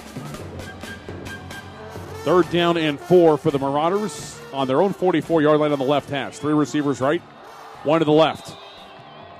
Parrish in a shotgun set. He's got Hopkins offset behind him to the left. Snap back. Handoff. Hopkins is hit and is going to get back to the line of scrimmage. Nothing more than that. We go down to the field to check in with Cameron Brock. Senior quarterback for Plano, Brooke Panhands, just went to his offensive line and said, quote, "We have to play like we did in the first half. This is not going to cut it." He also reiterated, foot on the gas pedal. First things first, Wildcat defense needs a stop. It's 4th down and 4, and the Marauders are going for it on their own 44-yard line. Kubas wide left, slot left.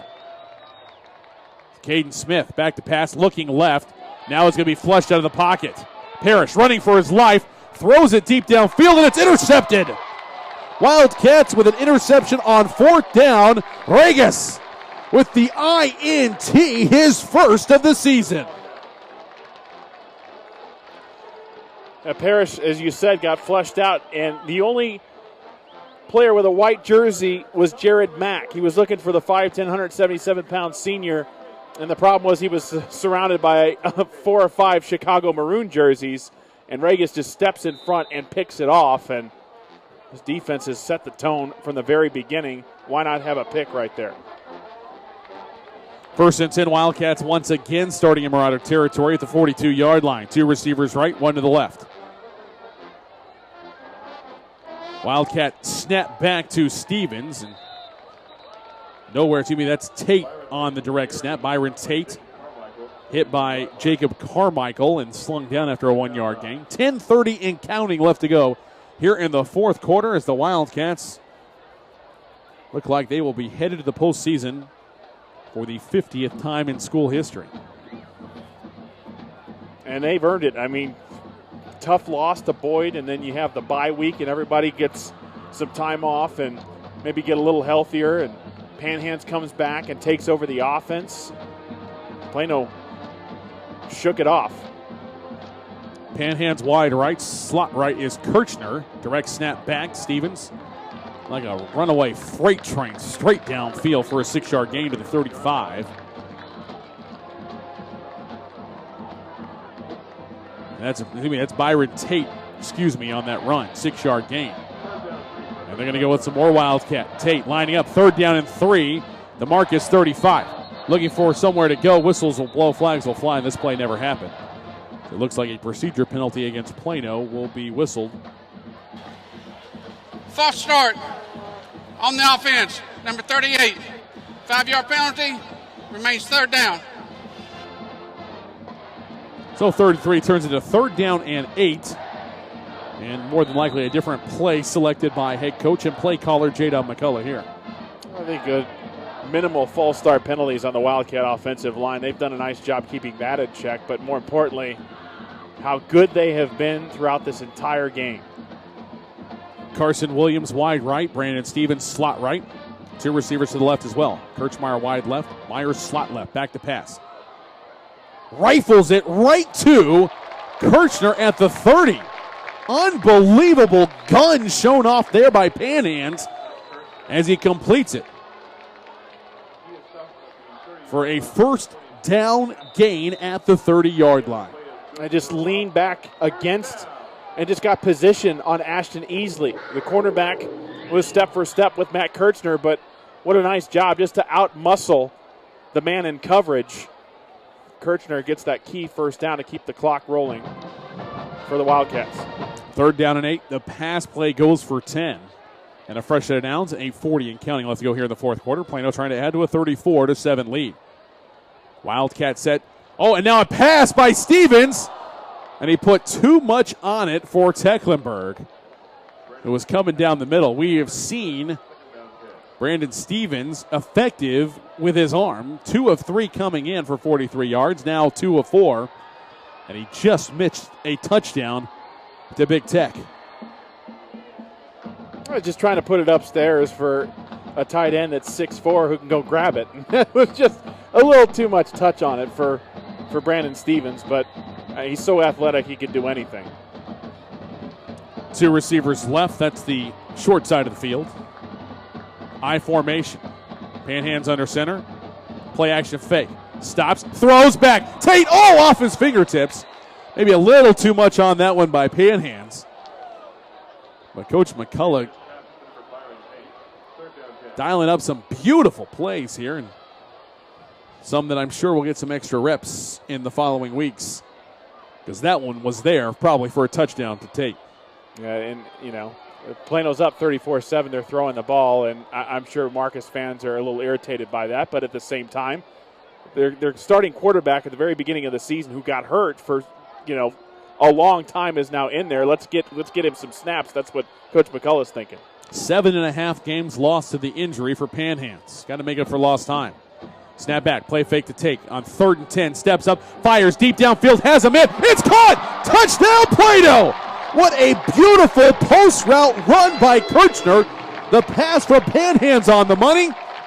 It's a 30-yard touchdown pass. The Wildcats hit pay dirt yet again. And again, it's a pass from Brooks Panhands that is just on target. He couldn't have thrown it any better than that. Right into the collected arms of his receiver, and that's an impressive play for the senior. Samarango on to attempt the extra point. Good snap, good hold. Kick is up, and it is true. New score from John Clark Stadium. Plano 41, Marcus 7. 8:22 left to go, fourth quarter. You're listening to Rodenbaugh's Flooring American Appliances presentation. Plano Wildcat football here on KVCE.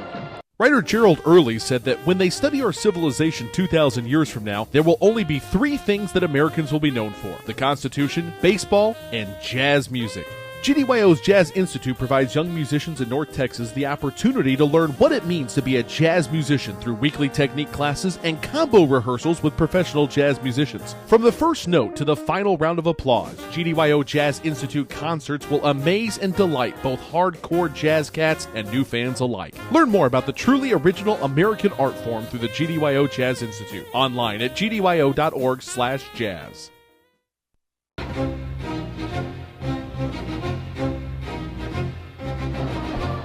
Brooks Panhands with a 30-yard touchdown pass to receiver Matt Kirchner. 2 first downs, 6 plays, 42 yards of the touchdown drive. Took 2:20 off the clock, 8:22 to go in the game. Plano 41, Marcus 7. Scoring drive brought to you by Flat Shell Service Center. Kickoff down inside the 15, out across the 20 to the 30, and across the 40. Finally upended about the 42-43 yard line. Nice return on the play by Adam Winston. And with 8:12 left to go, Wildcats have made this one academic. 41-7, Plano with the lead on Marcus. 8:12 left to go, but Ron Post Stadium up in McKinney, things are just getting interesting. 10 unanswered by the Fighting Farmers. Carl McGee with a 9-yard touchdown run for Louisville. Matt McDonald with a 34-yard field goal.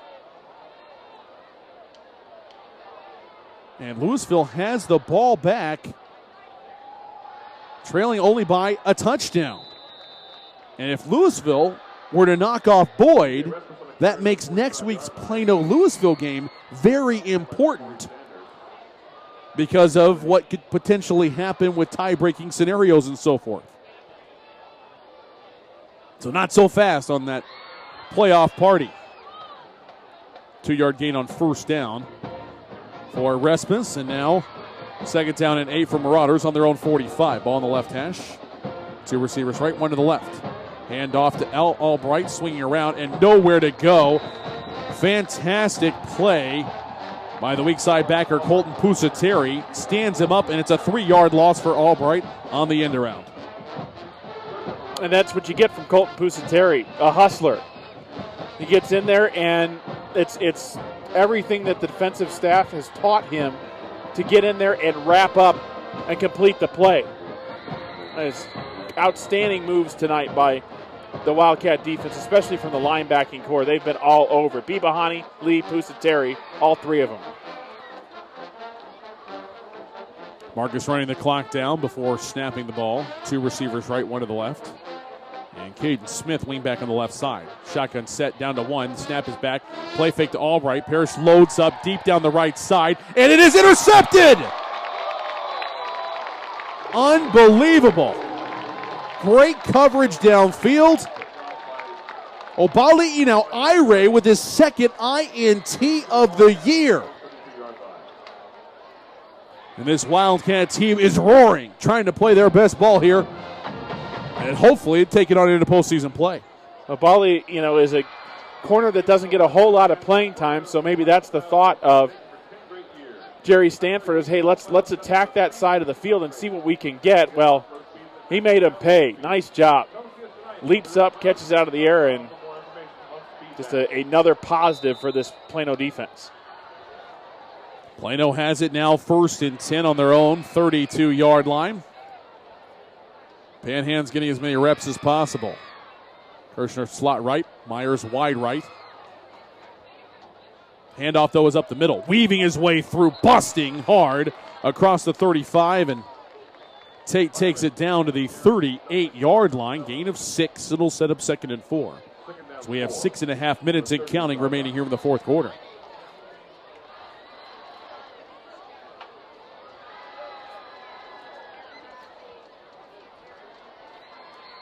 Adam Villarreal doing everything he can. Louisville with the ball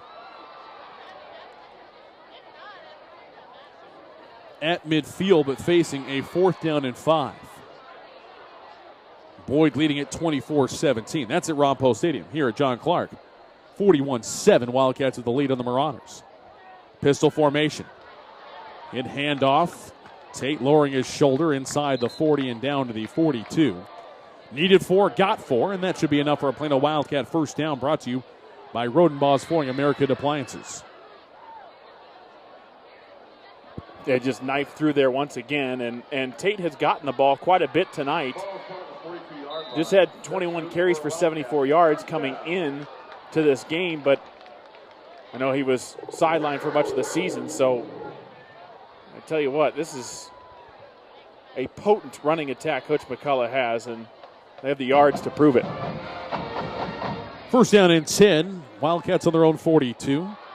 McConnell wide right, Kirshner slot right. I formation, toss it to the right side. Tate upended by Elijah Japp. A couple other of the white jersey Marauder defenders in on the stop, including Jacob Carmichael. I feel like I've called those two young men's names an awful lot tonight.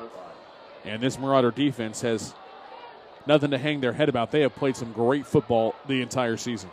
They have.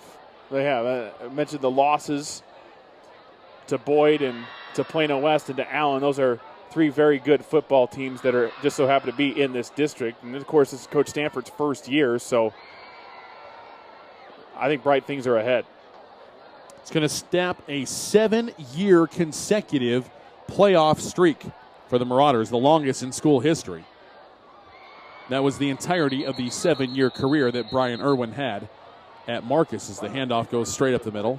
Tate again brought down, gets just across the 45.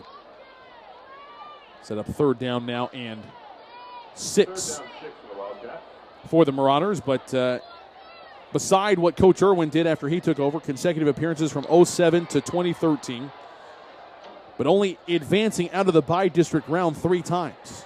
Of course, when you look at who they played, it makes a lot of sense. I see Trinity's name on here 3 times, Cedar Hill twice, Denton Geyer once.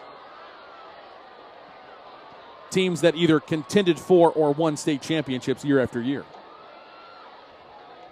Snap back. Trying to set up a screen. Right side. Catch is made. Tate needs to make one man miss. Great open field tackle. Nice job of riding Tate down to the turf for Marcus. Sam Morris, the junior linebacker, with the stop on Tate.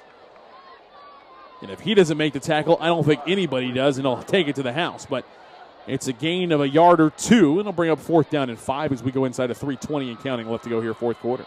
As you roll through those Brian Irwin teams, and maybe earlier exits than you would think, yeah, it's the opponents, but also think about how many of his teams were decimated by injuries year after year, and he still found a way to get Marcus into the postseason. He had an incredible run. Jerry Stanford walked into a gauntlet of a first season with this district. The punt bounces down inside the 20. Ire is right there on the coverage. So is Busateri. So is TJ Lee. Great job on the kick coverage unit for the Wildcats as the punt travels 39 yards for Jordan Christian. And with 2:47 left to go here in the 4th quarter, Marauders will take our 1st and 10 on their own 14-yard line. But again, that 7-year streak coming to an end. Aside from that, they went consecutive years from 92 to 97. That's 6 straight, culminating in the state championship in 1997. And you put that with the team they split off from, the Louisville Fighting Farmers, who Plano will see next Friday. They won 3 state championships in a 5-year period. Louisville in 93 and 96. Marauders in 97. And, of course, Marcus making it to the state championship game in 95 and the state quarterfinal round in 96. Dominant with Cody Vanderford as their offensive coordinator. Pump fake, and it's going to end up being a 1-yard run for the quarterback running for his life. As there's a new signal caller in the ball game for the Marauders. Dylan McKee, who was a quarterback at times last year. The senior getting a few snaps at the end of his high school football career.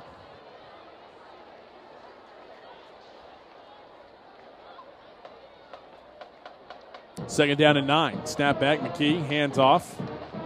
Running through with 2 hands on the football is Ryan Bennett, a senior. He gets a carry and gets close to 8 yards. Now we have a penalty flag thrown high into the air. And we will hear from our officiating crew one more time before we get out of here. 2 minutes left to go here on our clock. 41-7. Plano with the lead over Marcus.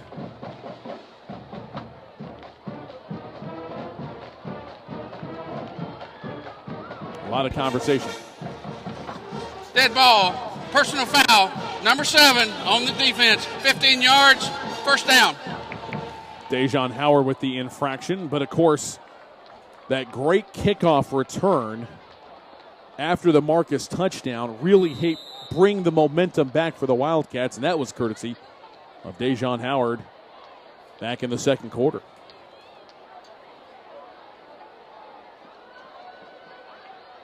First and 10, Marcus at their own 38. Inside give and nowhere to go. Well read and attacked. The tackle is made by Jordan Brooks, a 6', 200-pound senior defensive end. Carry on the play, Grant Davis, the senior running back. We have less than 90 seconds left to go here in the fourth quarter.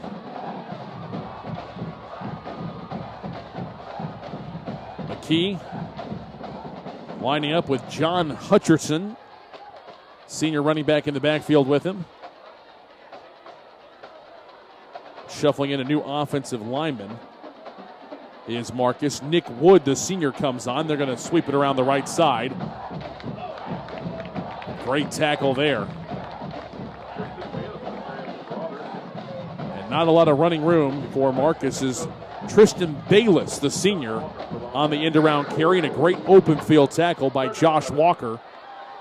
Senior getting in on a stop, and we go inside of 40 seconds remaining here. Marcus with a 3rd down and 11. Clint Stewart has to be pleased. I mean, a lot of plays made. Bibahani with a fumble recovery. Regas, Ire, interceptions. Howard as well. Pass right side through the fingertips of the intended receiver, Sammy Shazad. Senior can't hold on. That'll stop the clock with 29 seconds left to go here in the fourth quarter. Plano leading at 41-7. And I think Coach Stanford will go for it here on his own 37-yard line, 4th down and 11. McKee, snap back to him. Heavy rush. Shakes off one tackler, still going, cuts back and is chopped down. Tackle on the play made by Blake Morris, the junior linebacker. And with 18 seconds left, Plano will take over in Marcus territory. And I think we're seeing a opportunity here for the junior quarterback, Matt Keys, to come in and close this thing out. So it looks like the Wildcats are going to go into victory formation. I see that 28 on his jersey and can only think of one person.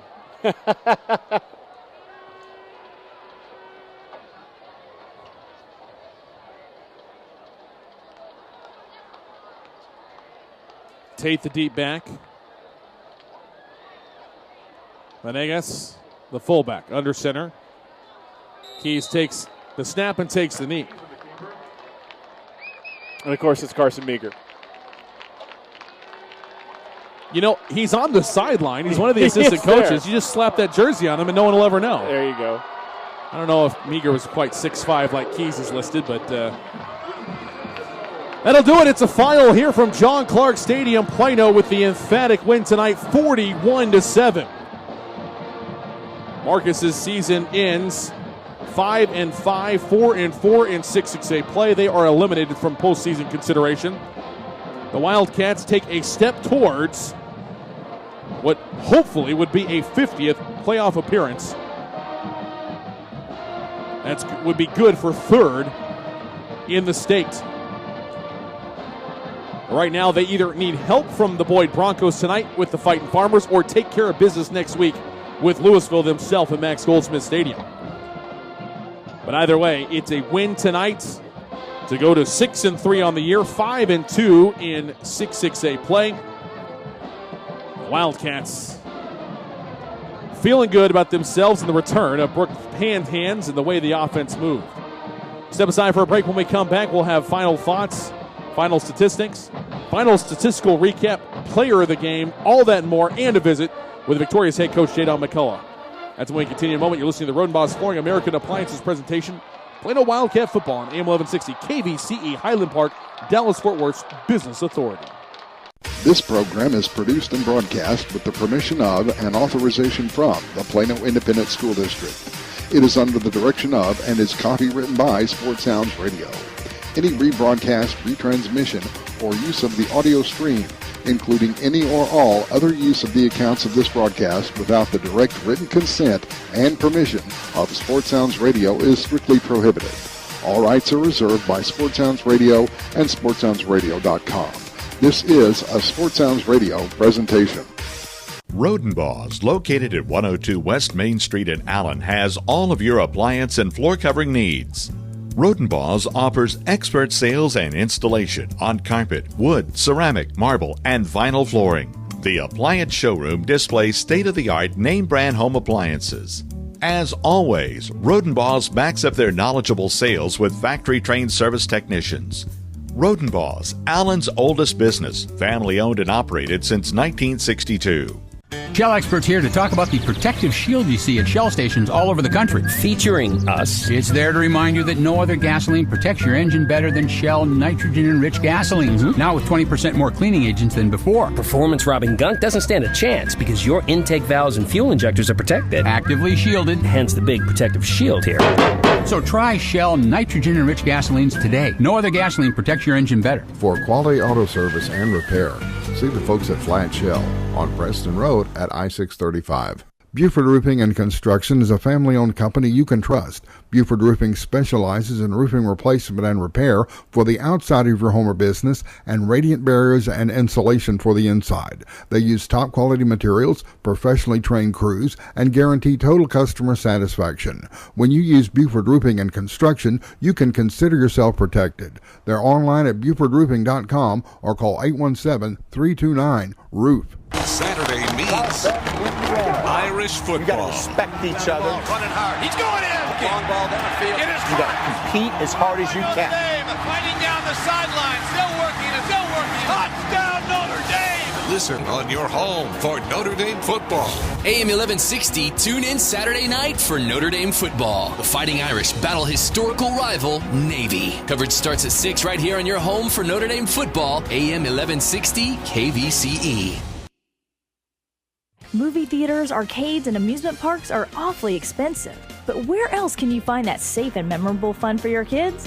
A Texas Legends game. There's a zip line, a bounce house, a mechanical bull, all thanks to Jumper Bee Entertainment. Bring the whole family for a night of fun without emptying your wallet. The Legends still have a few ticket packages left, including specials for your family. So check out TexLegends.com or Texas Legends on Facebook before they're gone.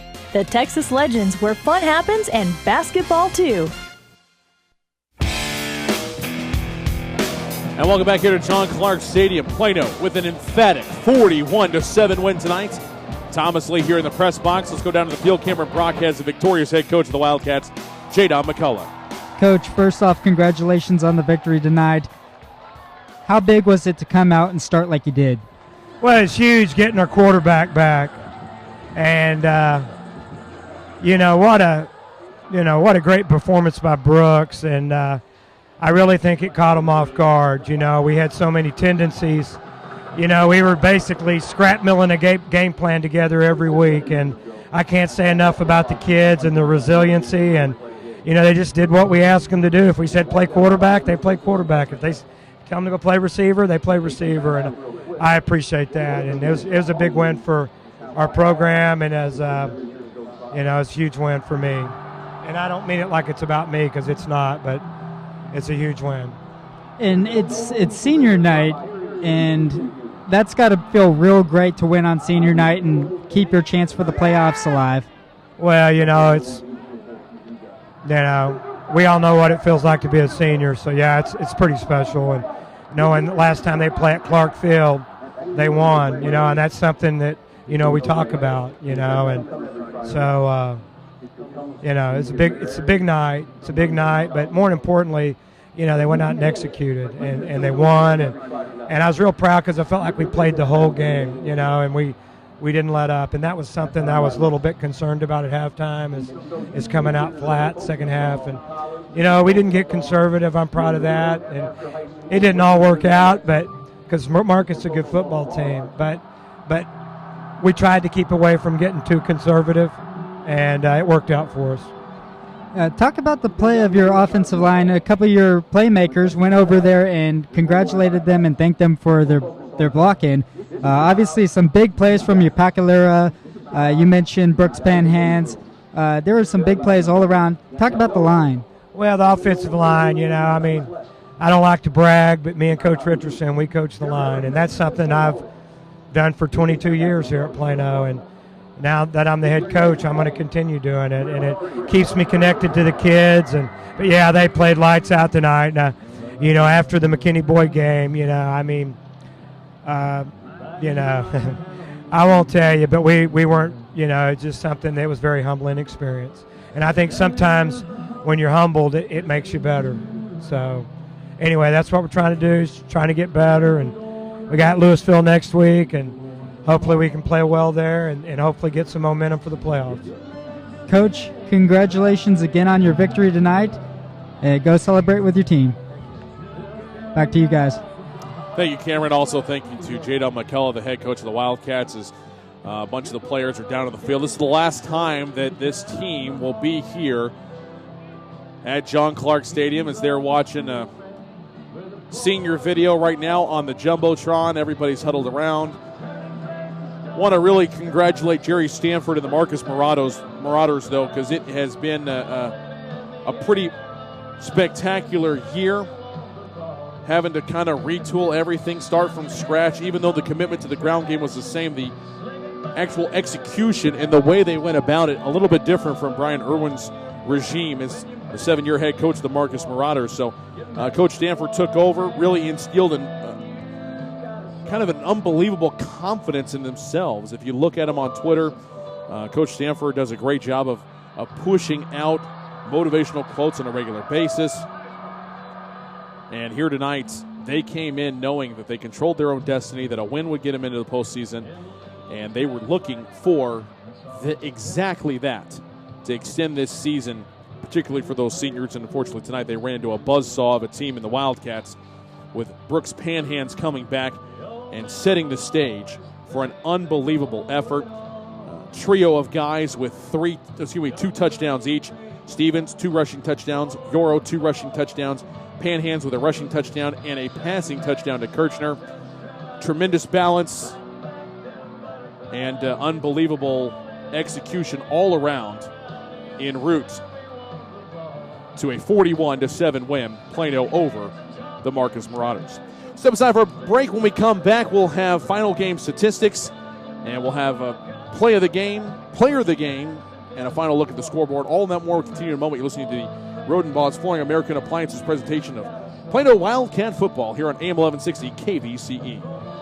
Buford Roofing and Construction is a family-owned company you can trust. Buford Roofing specializes in roofing replacement and repair for the outside of your home or business, and radiant barriers and insulation for the inside. They use top-quality materials, professionally trained crews, and guarantee total customer satisfaction. When you use Buford Roofing and Construction, you can consider yourself protected. They're online at BufordRoofing.com or call 817-329-ROOF.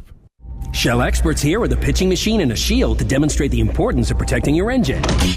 Think of me as an engine. The Shield is new Shell gasoline with 20% more nitrogen and rich cleaning agents than before. And the baseballs are gunk that attack intake valves and fuel injectors.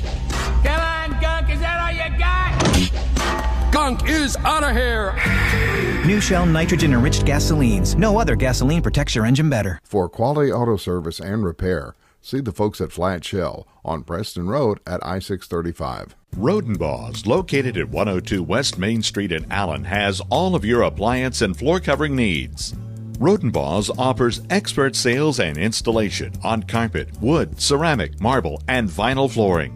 The appliance showroom displays state-of-the-art name-brand home appliances.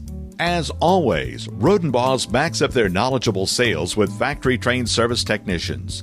Rodenbaugh's, Allen's oldest business, family-owned and operated since 1962.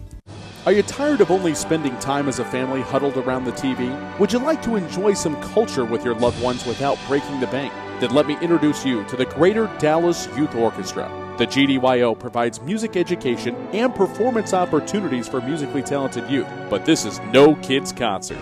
The GDYO comprises 7 different ensembles made up of over 425 talented musicians ages 8 to 18, representing more than 50 communities in North Texas. You won't believe how amazing these ensembles sound until you hear it for yourself. So join them for one of their concerts at the Meyerson Symphony Center or Dallas City Performance Hall. For more information on how to make a donation, as well as a listing of upcoming GDYO concerts, visit gdyo.org. And if you know a talented young musician interested in an unbelievable experience, auditions take place in the spring. Connect with the Greater Dallas Youth Orchestra on Facebook, Twitter, LinkedIn, and at gdyo.org. Many heart conditions can be fixed, but many of us don't know we have a problem until it's too late. On April 2, 2009, Zachary Schraw, a 16-year-old sophomore offensive lineman, died of sudden cardiac arrest, the number one cause of death among student athletes. Like so many SCA victims, Zach had no heart issues, nor did anyone in his family. If Zach had an echocardiogram, he might have been able to avoid suffering a condition that takes 10,000 of our youth each year.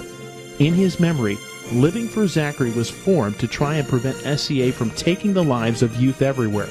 Join in the fight today and stop the silent killer of SCA by scheduling your young athlete for an echocardiogram, a procedure that can detect any heart issue with 99% accuracy. For more information, visit www.livingforzachary.org. That's living4zachary.org, and let your heart be heard.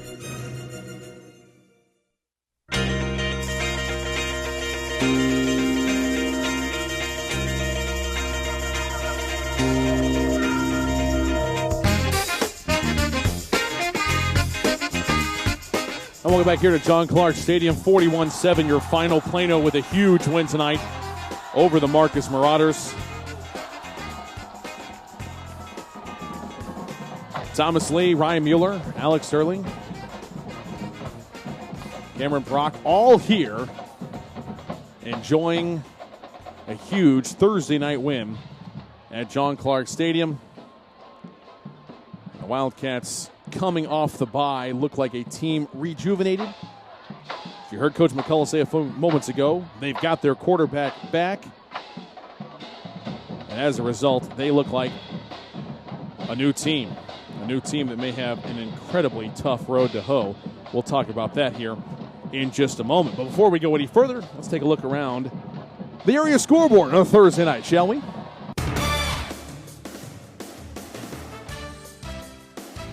Start off with the other game in 6-6A, and it's still going on up at Ron Poe Stadium, at least technically. Louisville seemingly down huge, 24-7 entering the fourth quarter. That's when the Fighting Farmers roared to life. As I mentioned earlier, Carl McGee with a 9-yard touchdown run, Matt McDonald with a 34-yard field goal, and it's a one-touchdown game. With 8:45 left to go in the fourth quarter, teams go back and forth, and neither team can get much of anything going until finally Dedrick Scriven scampers in from 7 yards out with 1:26 left to go in the fourth. That makes it 31-17. Adrian Villarreal, the Fighting Farmer quarterback, just intercepted a moment ago. So it looks like the Boyd Broncos will hang on and win against the Louisville Fighting Farmers. If that in fact happens, then we know what's going to happen with respects to the Division II tournament. for Class 6A, the bi-district round between 5-5A and 6-5A. McKinney Boyd and Plano would both have 5-2 records going into the final week. Boyd is playing Hebron, Plano is playing Louisville. And barring a Hebron upset of Boyd and Plano beating Louisville, this is how it would set up. Denton Geyer would take on Plano in the bi-district round of the playoffs. Meanwhile, the Boyd Broncos would tangle with the Fossil Ridge Panthers. Neither one of those two tracks is much easier than the other because in the second round, the winner of Geyer-Plano will take on the Carroll Dragons. The winner of Boyd and Fossil Ridge, as it sits right now, would take on the defending champion Cedar Hill Longhorns. Either way, ouch, but not insurmountable. Not for this Plano team with the great defense they play, and now with Brooks Panhand's back. The sky is the limit for what Plano can do, but if they can at least go 3 rounds deep, they're going to earn it. Other scores from around the area, the Geyer Wildcats, as we mentioned, probably the first-round opponent for Plano. 58-21 winners tonight over Timber Creek. Keller Central, the 17-10 win over Byron Nelson, keeping the Chargers' slim playoff chances alive. 7-6A Trinity with a 55-17 win tonight against the Richland Rebels as the Trojans pack it on in the second half on the road at the Birdville Fine Arts Athletic Complex. Irving, big win tonight over Sunset, 55-6 in 9-6A play. 10-6A action, Mesquite Horn rolling over J.J. Pierce, 55-14. Saxe's offense finally came alive, and they lead it in the fourth quarter by 5 points over the Lakeview Centennial Patriots, 34-29. That game again still going on in the fourth. To Class 5A we go, 9-5A action. Heritage, 28-19 winners tonight over Liberty. And the Centennial Titans wounding Little Elm, shutting them out 31-0. For Lobos. 11-5A action, Brian Adams with a 54-8 win over Thomas Jefferson. And 13-5A, sock all over Spruce. South Oak Cliff 62, Spruce 6. 14-5A, Lancaster coming from behind now leads Arlington Seguin 28-23 late in the fourth quarter. And that's a look at your Flat Shell Service Center scoreboard update. Once again, your final here, 41-7. Wildcats with a big win over the Marcus Marauders. Step aside for a break. When we come back, we will wrap things up. You're listening to the Rodenbos Flooring America Appliances presentation of Plano Wildcat football. Final game statistics, your play of the game, your players of the game, right after this break. As Plano Wildcat coverage continues in a moment here on AM 1160 KBCE.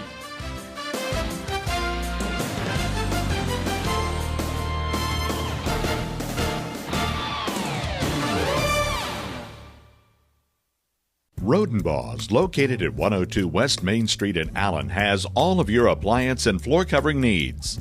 Rodenbos offers expert sales and installation on carpet, wood, ceramic, marble, and vinyl flooring. The appliance showroom displays state-of-the-art name-brand home appliances. As always, Rodenbos backs up their knowledgeable sales with factory-trained service technicians. Rodenbos, Allen's oldest business, family-owned and operated since 1962. Shell experts here to talk about the protective shield you see at Shell stations all over the country. Featuring us. It's there to remind you that no other gasoline protects your engine better than Shell nitrogen-enriched gasolines. Now with 20% more cleaning agents than before. Performance-robbing gunk doesn't stand a chance because your intake valves and fuel injectors are protected. Actively shielded. Hence the big protective shield here. So try Shell nitrogen-enriched gasolines today. No other gasoline protects your engine better. For quality auto service and repair, see the folks at Flat Shell on Preston Road at I-635. Buford Roofing and Construction is a family-owned company you can trust. Buford Roofing specializes in roofing replacement and repair for the outside of your home or business and radiant barriers and insulation for the inside. They use top-quality materials, professionally trained crews, and guarantee total customer satisfaction. When you use Buford Roofing and Construction, you can consider yourself protected. They're online at BufordRoofing.com or call 817-329-ROOF. Writer Gerald Early said that when they study our civilization 2,000 years from now, there will only be 3 things that Americans will be known for: the Constitution, baseball, and jazz music. GDYO's Jazz Institute provides young musicians in North Texas the opportunity to learn what it means to be a jazz musician through weekly technique classes and combo rehearsals with professional jazz musicians. From the first note to the final round of applause, GDYO Jazz Institute concerts will amaze and delight both hardcore jazz cats and new fans alike. Learn more about the truly original American art form through the GDYO Jazz Institute online at gdyo.org/jazz. Point of Origin Design is your one-stop shop for all your apparel, promotional, event, or team uniform needs. Point of Origin Design is a full-service design and logo creation company that offers a wide variety of imprintable and embroidered products. With competitive pricing and quality work, you can't go wrong with Point of Origin Design. It's always best to start at the right point, so visit them online at pointoforigindesign.com. Let them help you plan your next promotional item or design your next t-shirt. That's online at pointoforigindesign.com. Hey, this is your DFW Sports Angel, Robin Valatudo. Hey, Vinos. Yeah. We are shuffling our Sports Blitz Saturday lineup. Inside the game, talking all things sports, 11 a.m., followed by Golf, Grape, and Grub, hosted by Tom Keys and Pamela Wood, and then Texas Links on the air with Pat Wheeler. Sounds great. AM 1160, your home for Notre Dame football, the Plano ISD Game of the Week, and Texas Legends basketball. Visit kvceradio.com/sports. Saturday means Irish football. You got to respect each other. Running hard. He's going in. Long ball downfield. It is you got to compete as hard as you can. Fighting down the sideline. Still working. Still working. Touchdown Notre Dame. Listen on your home for Notre Dame football. AM 1160, tune in Saturday night for Notre Dame football. The Fighting Irish battle historical rival, Navy. Coverage starts at 6 right here on your home for Notre Dame football, AM 1160 KVCE. This program is produced and broadcast with the permission of and authorization from the Plano Independent School District. It is under the direction of and is copywritten by Sports Sounds Radio. Any rebroadcast, retransmission, or use of the audio stream, including any or all other use of the accounts of this broadcast without the direct written consent and permission of Sports Sounds Radio is strictly prohibited. All rights are reserved by Sports Sounds Radio and SportsSoundsRadio.com. This is a Sports Sounds Radio presentation.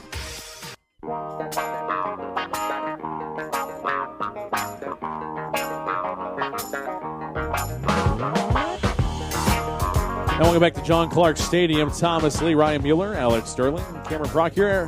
Hope you enjoyed Thursday night football here on AM 1160 KVCE, Highland Park, Dallas-Fort Worth Business Authority. Or if you're listening to us on Sports Sounds Radio, or Champion Sports Radio for that matter. Appreciate you spending part of your Thursday night with us here. Plano big winners tonight, 41-7 over the Marcus Marauders. And time now to bring in the Dr. Alex Sterling with your final game statistics. Thank you, Thomas. Well, it's definitely going to set up for a Plano victory, that's for sure.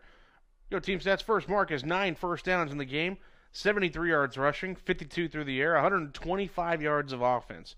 Plano really locked down tonight on defense. 2 interceptions, a fumble, 3 turnovers in the game. 6 penalties, 53 yards, 17 minutes, 54 seconds. Time of possession for the Marauders. For Plano, 16 first downs in the game, 190 yards rushing, 136 yards passing, 326 yards of offense. No turnovers in the game. 8 penalties, 65 yards, 30 minutes, 6 seconds. Time of possession for the Wildcats. Looking at the individuals here, first for Marcus, quarterback Andrew Parrish, 6 of 19 passing, 52 yards, and 2 interceptions. His leading receiver, Alex Albright, 3 catches, 26 yards. And the other key stat, we talked about how great Plano's defense was. Caden Smith, only that 1 catch for 6 yards that he had in the first half. So a great job there on the 4-star prospect. Leading rusher for Marcus, C.J. Respis, 12 carries, 63 yards and a touchdown. Backfield mate Nate Hopkins, 9 carries, 15 yards. For Plano, quarterback Brooks Panhans, welcome back, bud. 11 of 15 passing, 136 yards and a touchdown. Also had 37 yards on the ground and a rushing touchdown. Matt Kirchner, the leading receiver, seems like every week. This senior is just amazing for their offense, particularly in the passing game and blocking as well. 4 catches, 97 yards and a touchdown. Brandon Stevens, 12 carries, 57 yards, 2 rushing touchdowns. Backfield mate Lapaka Yoro, 5 carries, 63 yards, 2 rushing touchdowns as well. Marcus, only 15 yards of offense in the second half to lock it down and secure what appears to be a playoff spot for the Wildcats. Pretty exciting stuff tonight. Great job, Doctor. Appreciate your work as always. So now let's take a look at what possibly could be the play of the game in a 41-7 romp by the Wildcats. And a lot of different plays to choose from. Mr. Mueller, what did you go with?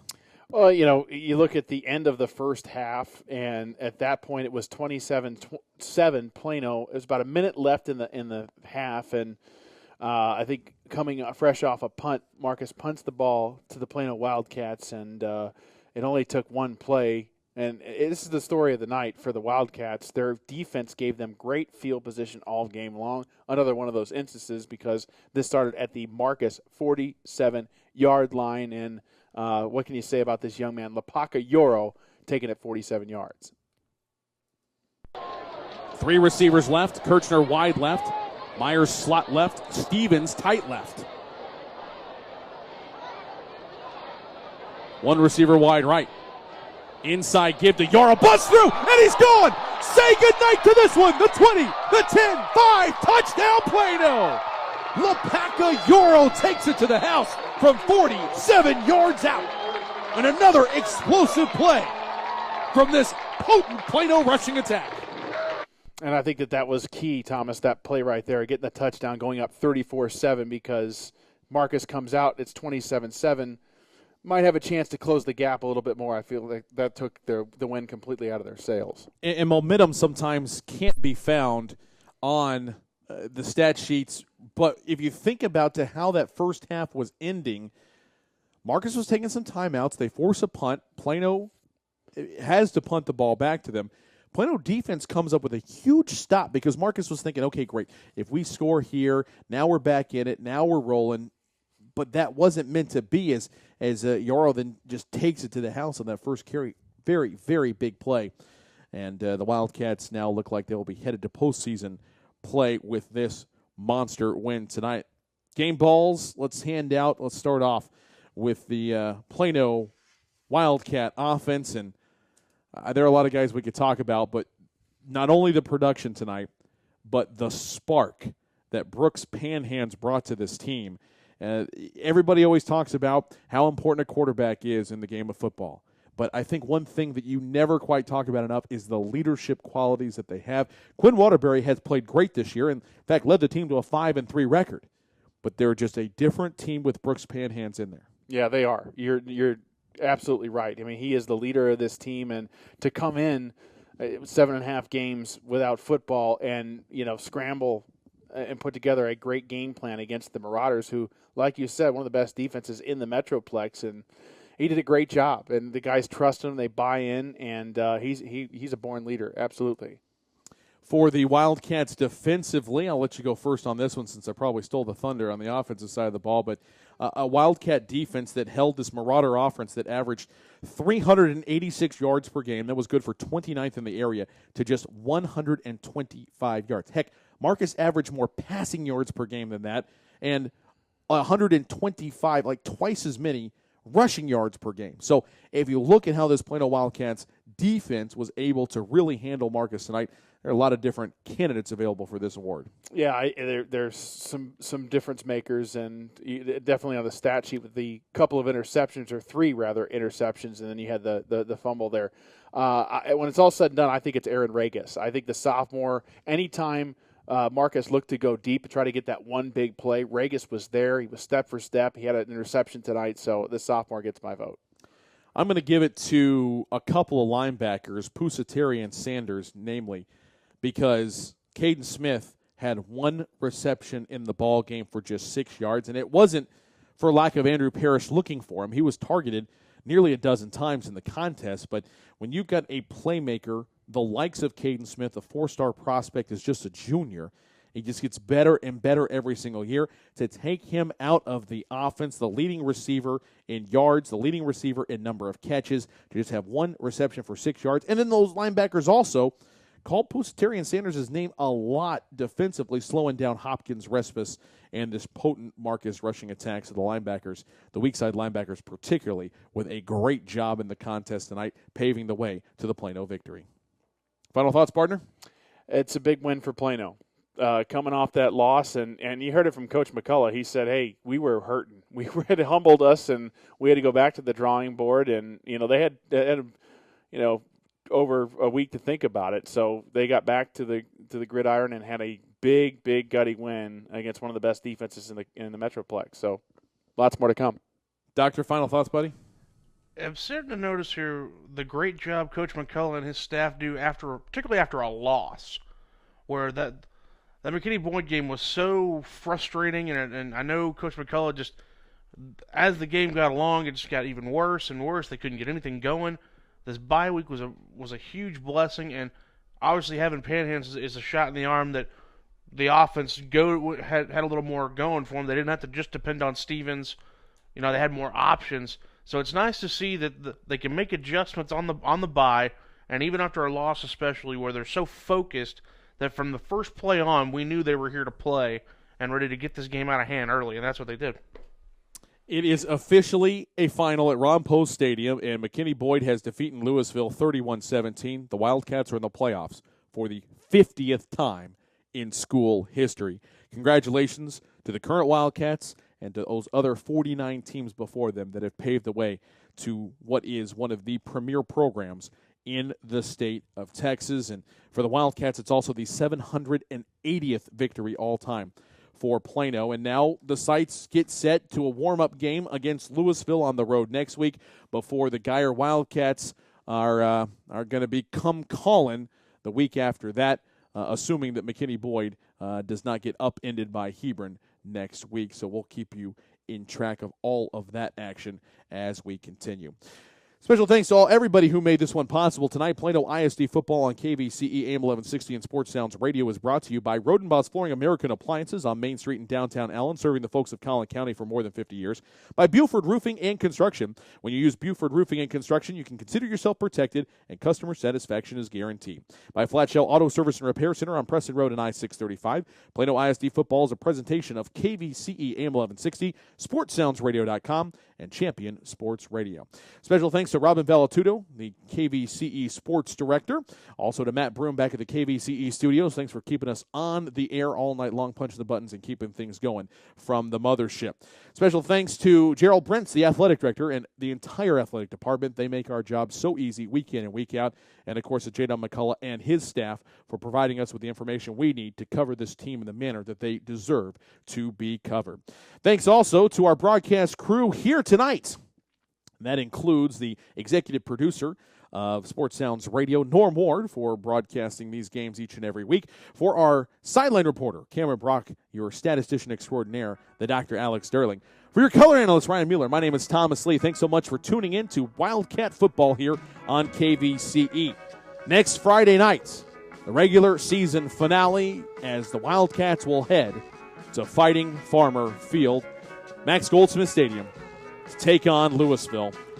But after that, then the playoffs begin, and everything gets heightened to a whole new level. For all of us, we want to thank you for listening to Plano Wildcat Football. We'll see you next Friday night at Max Goldsmith Stadium. Until then, folks, have a great weekend, and we'll see you next time.